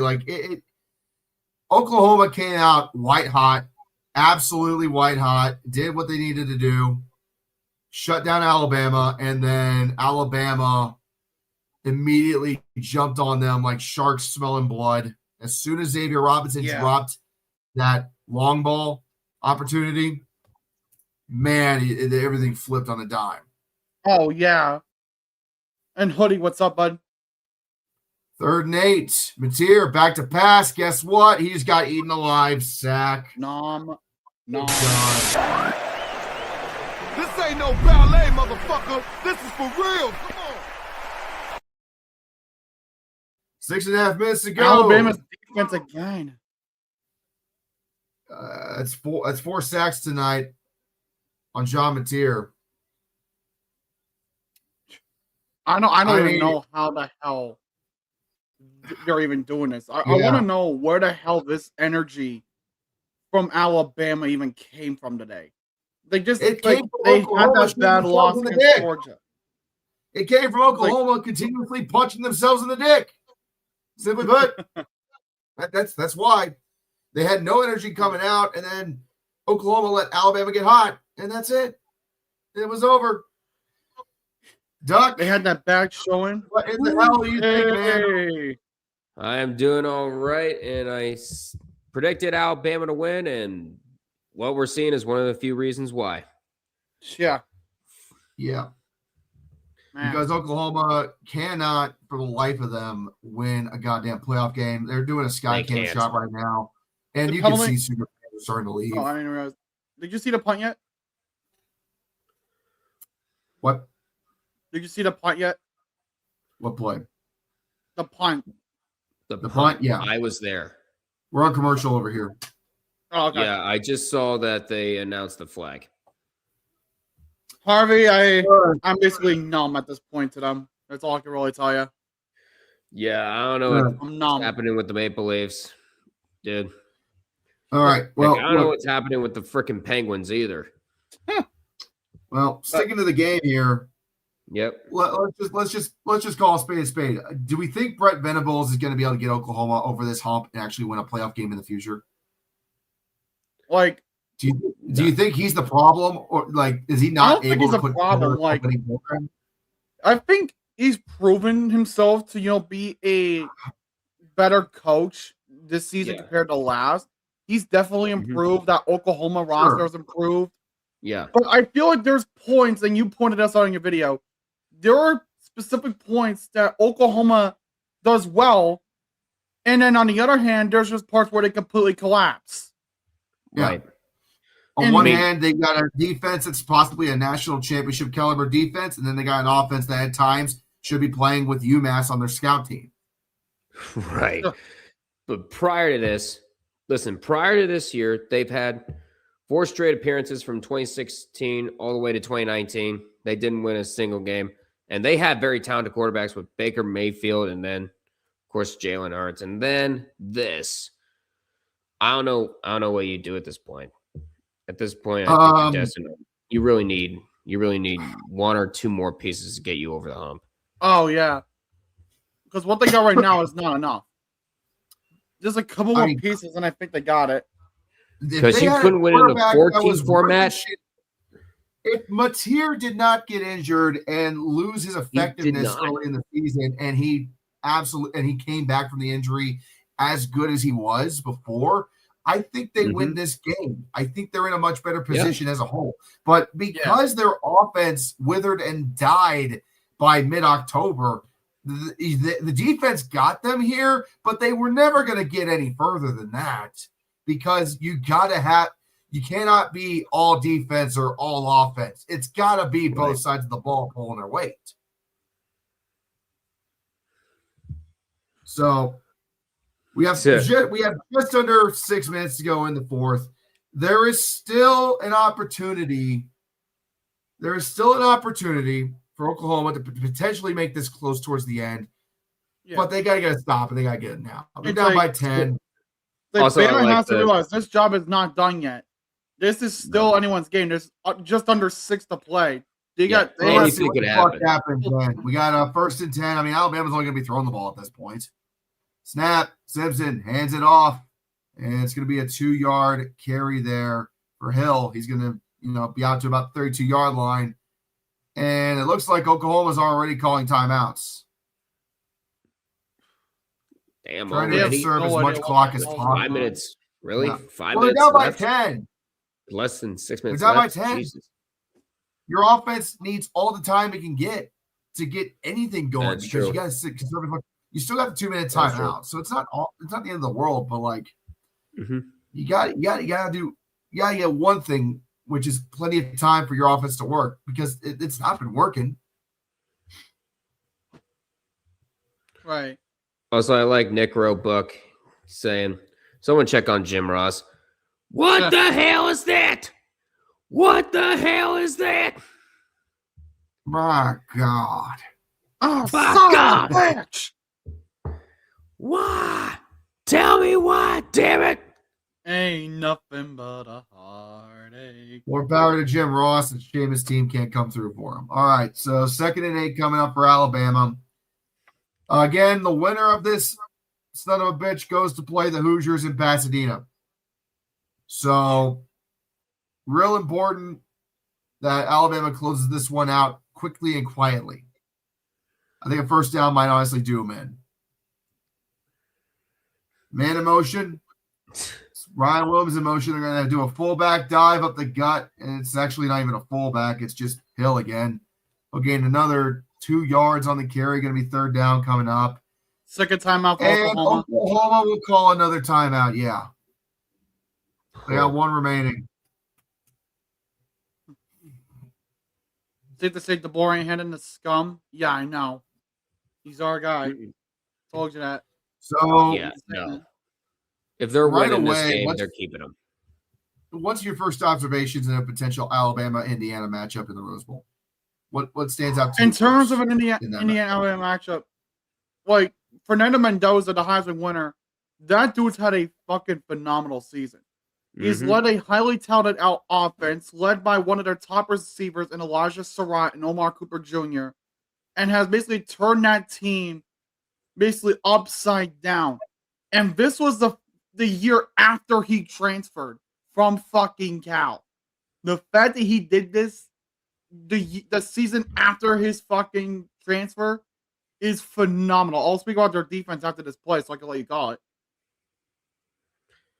3rd and 5 from the 35. Alabama sends a man in motion. It's Lutz here in motion. Simpson back to pass. Still looking. He's actually going to get brought down for a sack. So 4th and mile coming up here for the Sooners. This ain't no ballet, motherfucker. This is for real. Come on. And also as well as the point of enough, they're not calling a timeout on that. And with their defense in Indiana, they've been shut down all year. Case in point, the Big Ten title game, they did enough to where they held Ohio State and they held them long enough for the offense to get the job done. Right. That's what they did. They needed to do that. They got it done. Yeah. They're in the position they're in the position they're in because they are a well-rounded team. Very well-rounded. The concern I have with Alabama is, can the offensive line hold the fuck up, for one? Exactly. And two, can the defense stop shitting the bricks late in the fourth quarter? Well, I'll say this right now. Alabama's offense had no answers for the Sooners in the first and second quarters up until the collapse began. Right. If Oklahoma had not collapsed as hard as they did, it would have been a much slower climb back for Alabama. They wouldn't be blowing them out by 10 points right now. It might be just a neck-and-neck ball game. First and 10 here for the Sooners from the 38-yard line. It's do or die time for them. They got to get something going now. Matier rolls out to his right, looking downfield. He's going to chuck it into the stands. It's incomplete. That pressure. The pressure. Did. What are your observations of a potential Bama-Indiana Rose Bowl? Well, I'll just say this. Alabama, if your offensive line is going to perform like this against Oklahoma, you're going to get freaking smoked, because Indiana was able to hold Julian Sayin and company to 10 points, and they were able to get to him, I think, 6 times. So imagine the amount of sacks the Indiana defense is going to get against Ty Simpson. You have to maintain him. And as for the defense, there's a whole slew of supporting actors for Fernando Mendoza. That Heisman he got, it was a team effort, especially guys like Roman Hemby running the ball for nearly 1,000 yards. And, of course, you have Omar Cooper, Elijah Surratt. You have to contain these guys. Agreed completely, as there is an incomplete. Let's see what they're going to call it here. Ball was thrown over the middle of the field. On 3rd and 5, I don't think Oklahoma had possession, but the umpire is discussing it. They're talking. And they're going to say, yeah, it's Bama ball. Bama got the fucking fumble. They're going to have to review that. Hold on. Don't. I'm not going to play the graphic. Yeah. I want to look at this. I do not think he was. I think he was down live. Okay, so here's what happened, right? They throw the ball over the middle. Matier, he barely had that. He tried to turn upfield. He didn't really have control, I don't think. Pass was It didn't intended for look like he did, but at the Blaylock. same time, you know, you take those couple steps. I think that's where they're really looking to see But if he he didn't had even take a control when step. those steps were taken. He didn't even take a step. That's what I'm saying. Like, they're reviewing it right now, and like he had the ball in slow mo. It looks like he had the ball forever, but in reality, he probably only had the ball for a split second. Yeah. And it looks I think like they might rule this incomplete. Yeah, they overturned it. Yeah, I was gonna say you got to establish control or make some sort of an effort with the ball, and there was no way. That was way too quick to be given it as a. But regardless, bubble. So it's not a turnover. But now you got to go for it. You basically have no choice now. Yeah, they don't have a choice. 5. On the 43-yard line, it's 4th and 5. This is the game right here for the Sooners. 1 timeout remaining. And well, you gotta get something going now. They have to. Bama's about to lock this one up, I fear. All right, here we go. It's here, back to pass, looking over the middle, scans to his left, starts running. He throws it off to his outside. It's going to be caught for a first down. He's at the 30, 25, 20, all the way down to the 18-yard line. And that was Gibson with the catch. First down, Oklahoma on the edge of oblivion. They find a little bit of daylight. And this is what I've been saying. Alabama's laying a fucking goose egg on defense. Here, back to pass. Still looking. Throws over the middle. It is going to be caught by Blaylock, and he's going to be down at, I think that's the 15. Yep, the 15. Second down coming up here. They're going hurry up. They're going quick. Yeah, they are. They're going speed. Gotta go quickly. Yep, with 1 timeout left too. Mateer, back to pass. Still looking. Scrambles up, steps up in the pocket. He's surrounded. It's a sack. He went down like a sack of taters. This ain't no ballet, motherfucker. This is for real. Come on. All right. Well, what are you going to do now? Did they call a timeout, or is the clock running still? Or are they going to let it go down to the 2-minute timeout? Clock's running. Still running. They're saving that timeout. Well, I don't blame them. They got to save us for when they need it. I still don't know why they did. Oh, the referee's making them wait because of a substitution. All right. No, never mind. Alabama. Yep. Oh, wow. What? They saw something they didn't I feel like they saw something they didn't like with the way Oklahoma was set up at the line. They had to have They had to have figured something. Mm-hmm. Yeah. Agreed completely. Well, Skyblaze, last time I checked, they didn't have a curse wheel for college football. Yeah. Yeah. I was speaking of that, Red, did you see? What's up? Let's go, Red. Speaking of that comment from Skyblaze, did you see that 2-point conversion that tied the game last night between the Rams and Seahawks? You mean won the game last night? Yes, I did. No, the one that tied it. No, the one that actually tied the game. No. Okay, so here's the situation, right? So Darnold takes the ball, he throws it basically parallel to the line. It's deflected. And then deflected off of another defender, and then 3rd and 9 at the 18-yard line for Oklahoma. Mateer back to pass. He's going to rush in the pocket, has to hurl it into the stands, incomplete. So anyway, it rolled. And then Charbonnet it rolled into the end zone, and Zach Charbonnet was right there to collect it. Mm-hmm. And at that point, the referees basically blew it dead. They thought it was an incomplete pass initially, but when you saw the review, it was a backwards pass. And since it bounced off of defenders and Charbonnet was basically in the end zone, he picked it up. He basically accidentally tied the game right then and there. Well, I'll be damned. Oklahoma's going to try to kick a field goal and get some points out of this. It's 4th and 9. I really don't blame them because it doesn't make a difference really. I mean, oh no, it drifted left. Oh no, it drifted left. It's no good. Oh my god, it's no good. Oh my fucking god. What? Are you an idiot? What the f*** was that? And but just to win, you got to not lose. I mean, it's just simple as that. How?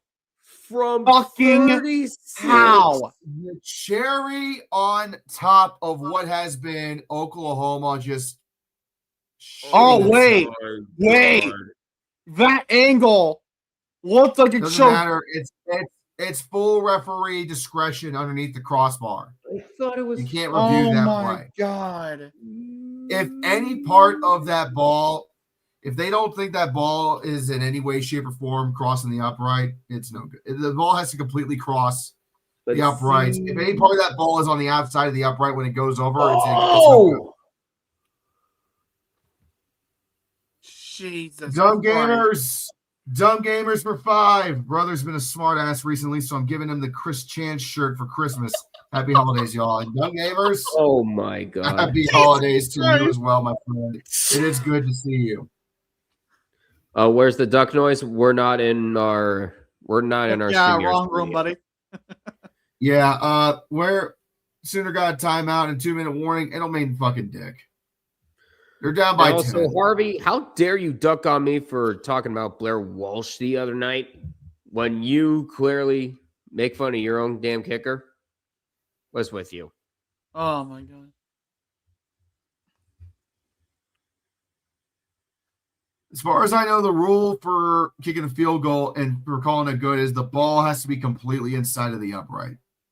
Let's go. If the ball if the ball is not completely inside the upright, it's no good. Let's go. Doug, I use that. The official is right underneath the upright, so you can't review it. He's literally in the only spot that's indisputable. We can look at the replays all day long until we're blue in the face. The officials are intentionally placed underneath the crossbars. We can't dispute that. If he says it's no good, it's no good. Yeah. Freaking Doug, I use that that StreamYard AI clips generator for shorts, and I uploaded like 2 of them last night. Mm-hmm.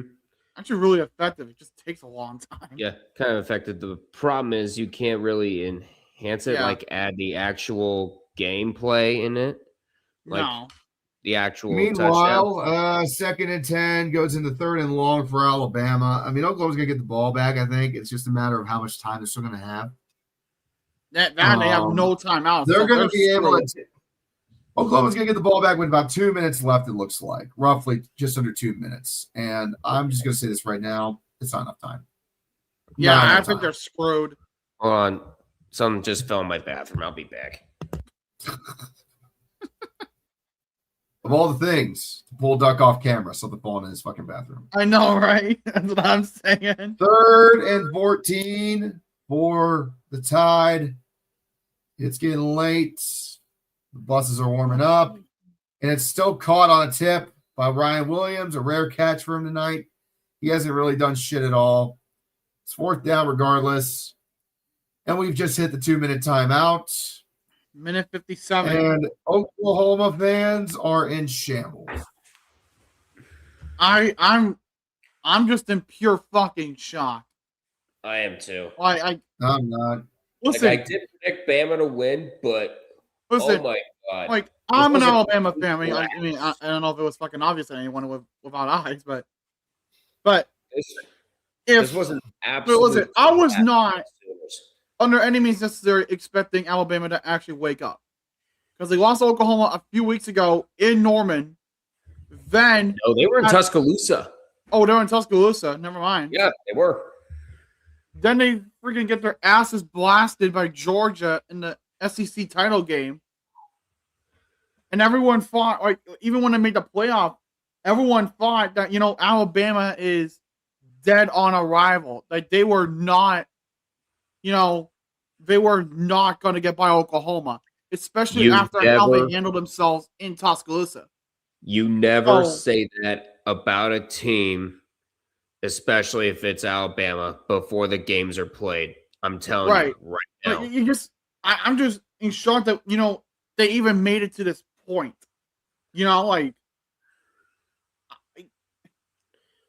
What do you even say? Like, as an Alabama fan, like, obviously you gotta be excited because, the Rose Bowl is waiting for us with Indiana to face.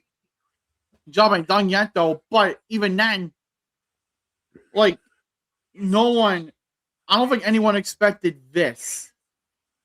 The lone three-loss team in the playoff. Yeah. But the thing is, they got that third loss by participating in an extra game. Right. They actually made it to a conference championship. Right. But a free-loss team is still a free-loss team.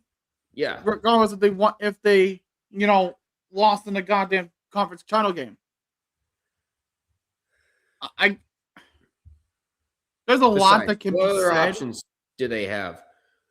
A Notre Dame team who was going on a 10-game win streak, but when you look at all their opponents that they had, yeah, they had a cake schedule, whereas Alabama plays in arguably the toughest conference in college football. like what was the best opponent that they had? USC during that stretch? USC, honestly, yeah, USC was their best opponent. Yeah. That alone does not motivate the selection committee to pick you. Wait, and look at Georgia. Wait, just a question. We know obviously they lost week 1 to Miami. Where the hell did the second loss for Notre Dame come from? Texas A&M the week A&M. after. Oh, yeah, that's right. We were watching that game too. Shit. Yeah, we were. Jeez, goes to show how much I pay attention nowadays.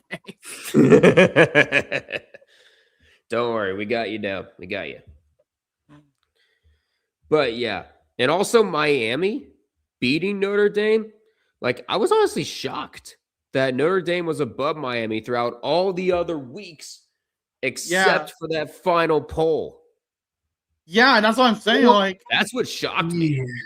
Honestly, the committee put themselves in that position because they gave Notre Dame way too much credit when it was wholly undeserved. Yeah. And with Duke winning the ACC, the whole dynamic had to shift. And now we're left with now we got Alabama, we got obviously Tulane, James Madison, and to fill in those remaining 2 automatic qualifiers because the vacuum of Duke. You know what would be poetic justice? If What? Miami actually ends up beating Texas A&M, that way Notre Dame fans can have zero excuses on being robbed. Like they were complaining about Alabama getting in. Now, if Miami wins, then they have zero excuses. Honestly, that's a very good point, Doc. Yeah. But Texas A&M wins. For the Sooners at the 47-yard line. Let's see if Oklahoma can try to pull some sort of something out of here and get some dignity before it's over. Mateer back to pass, throws it over the middle. It's going to be caught. And Blaylock is just trying to find something. Goes out of bounds at about the 39-yard line. Third down, Sooners. First down, Sooners. You're right. First down for the Sooners.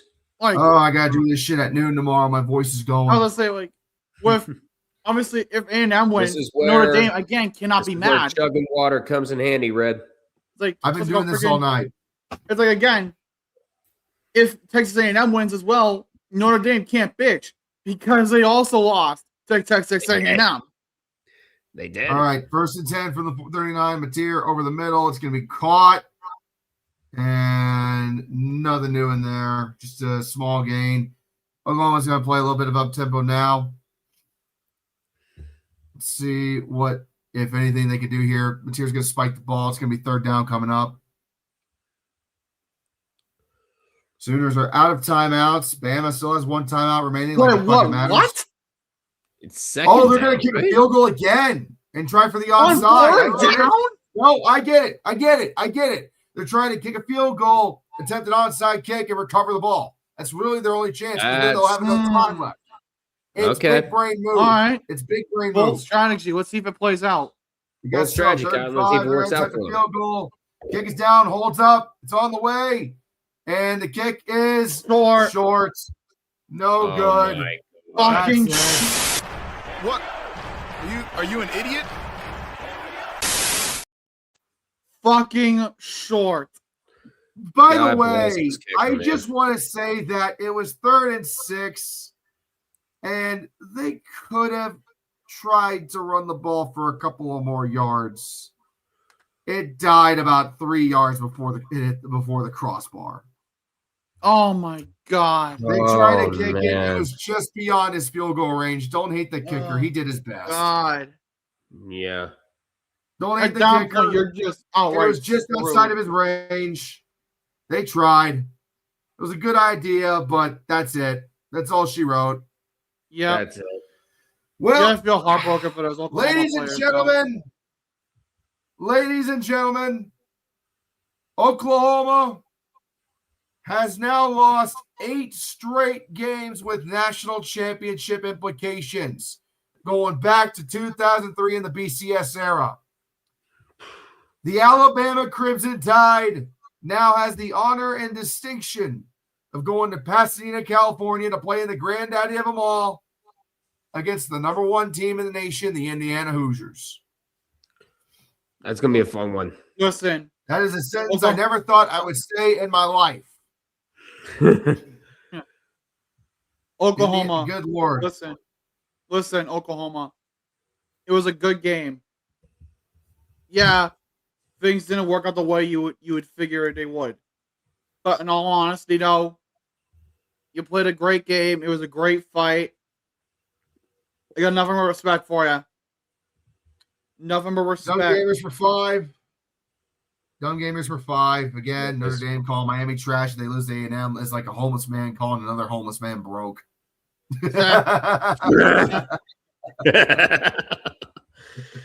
Jesus.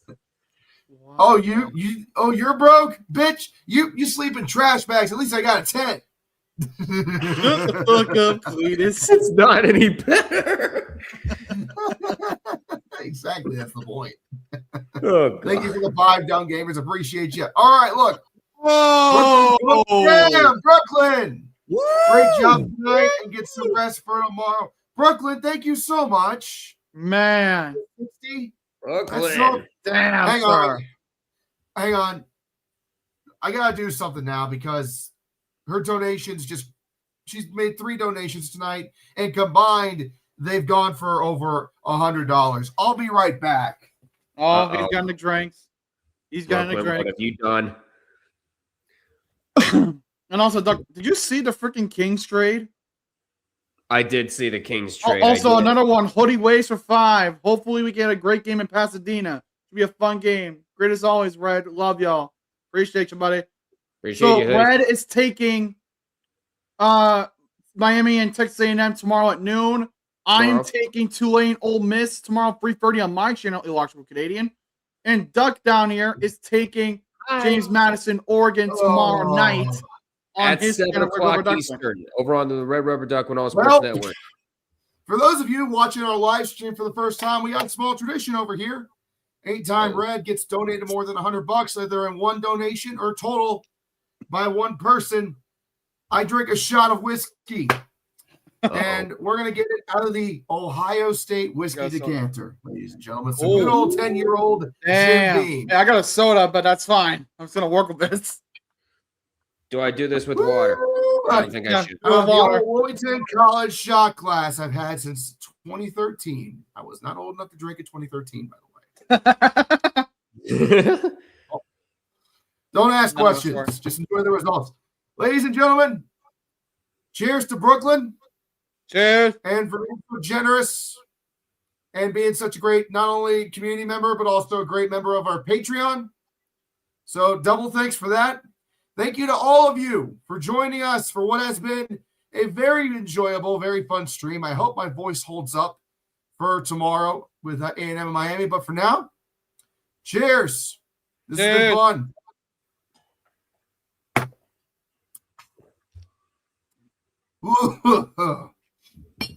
I got the 5 earlier from Hoodie. Yeah, but you got another 5 from Dumb Gamers. Hoodie, and we got a 5 from Dumb Gamers. I wonder who started that. I'll catch up. I know we got a little behind there because of the 60, but thank you again, Brooklyn. Hoodie Ways for 5. Hopefully we get a great game in Pasadena. Should be a fun game. Great as always, Red. Love y'all. Hey, love you too. Thank you again tonight for your generous donations. Dumb Gamers again with the 5. I wonder who started that tradition. Don't forget to do the truffle shuffle, by the way. Oh no. Do I? You do. God damn it. Do I?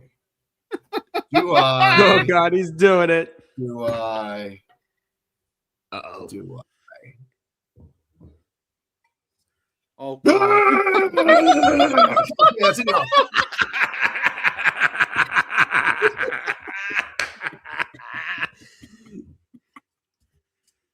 Okay.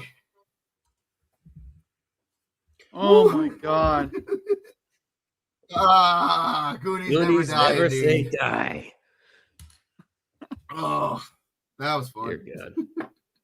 God. It's not as impressive as it used to be because I lost weight. Oh, there you go.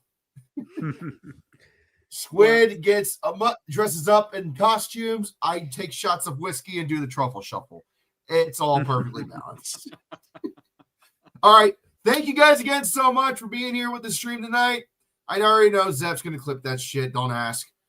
Harvey did too. I will be And back Harvey here did too. tomorrow at noon for Miami versus Texas A&M. One of the most anticipated games that's going to be happening this weekend. Until tomorrow, thank you, fuck you, good night. Take care. Take care. Yes, that's the new catchphrase. Thank you, fuck you.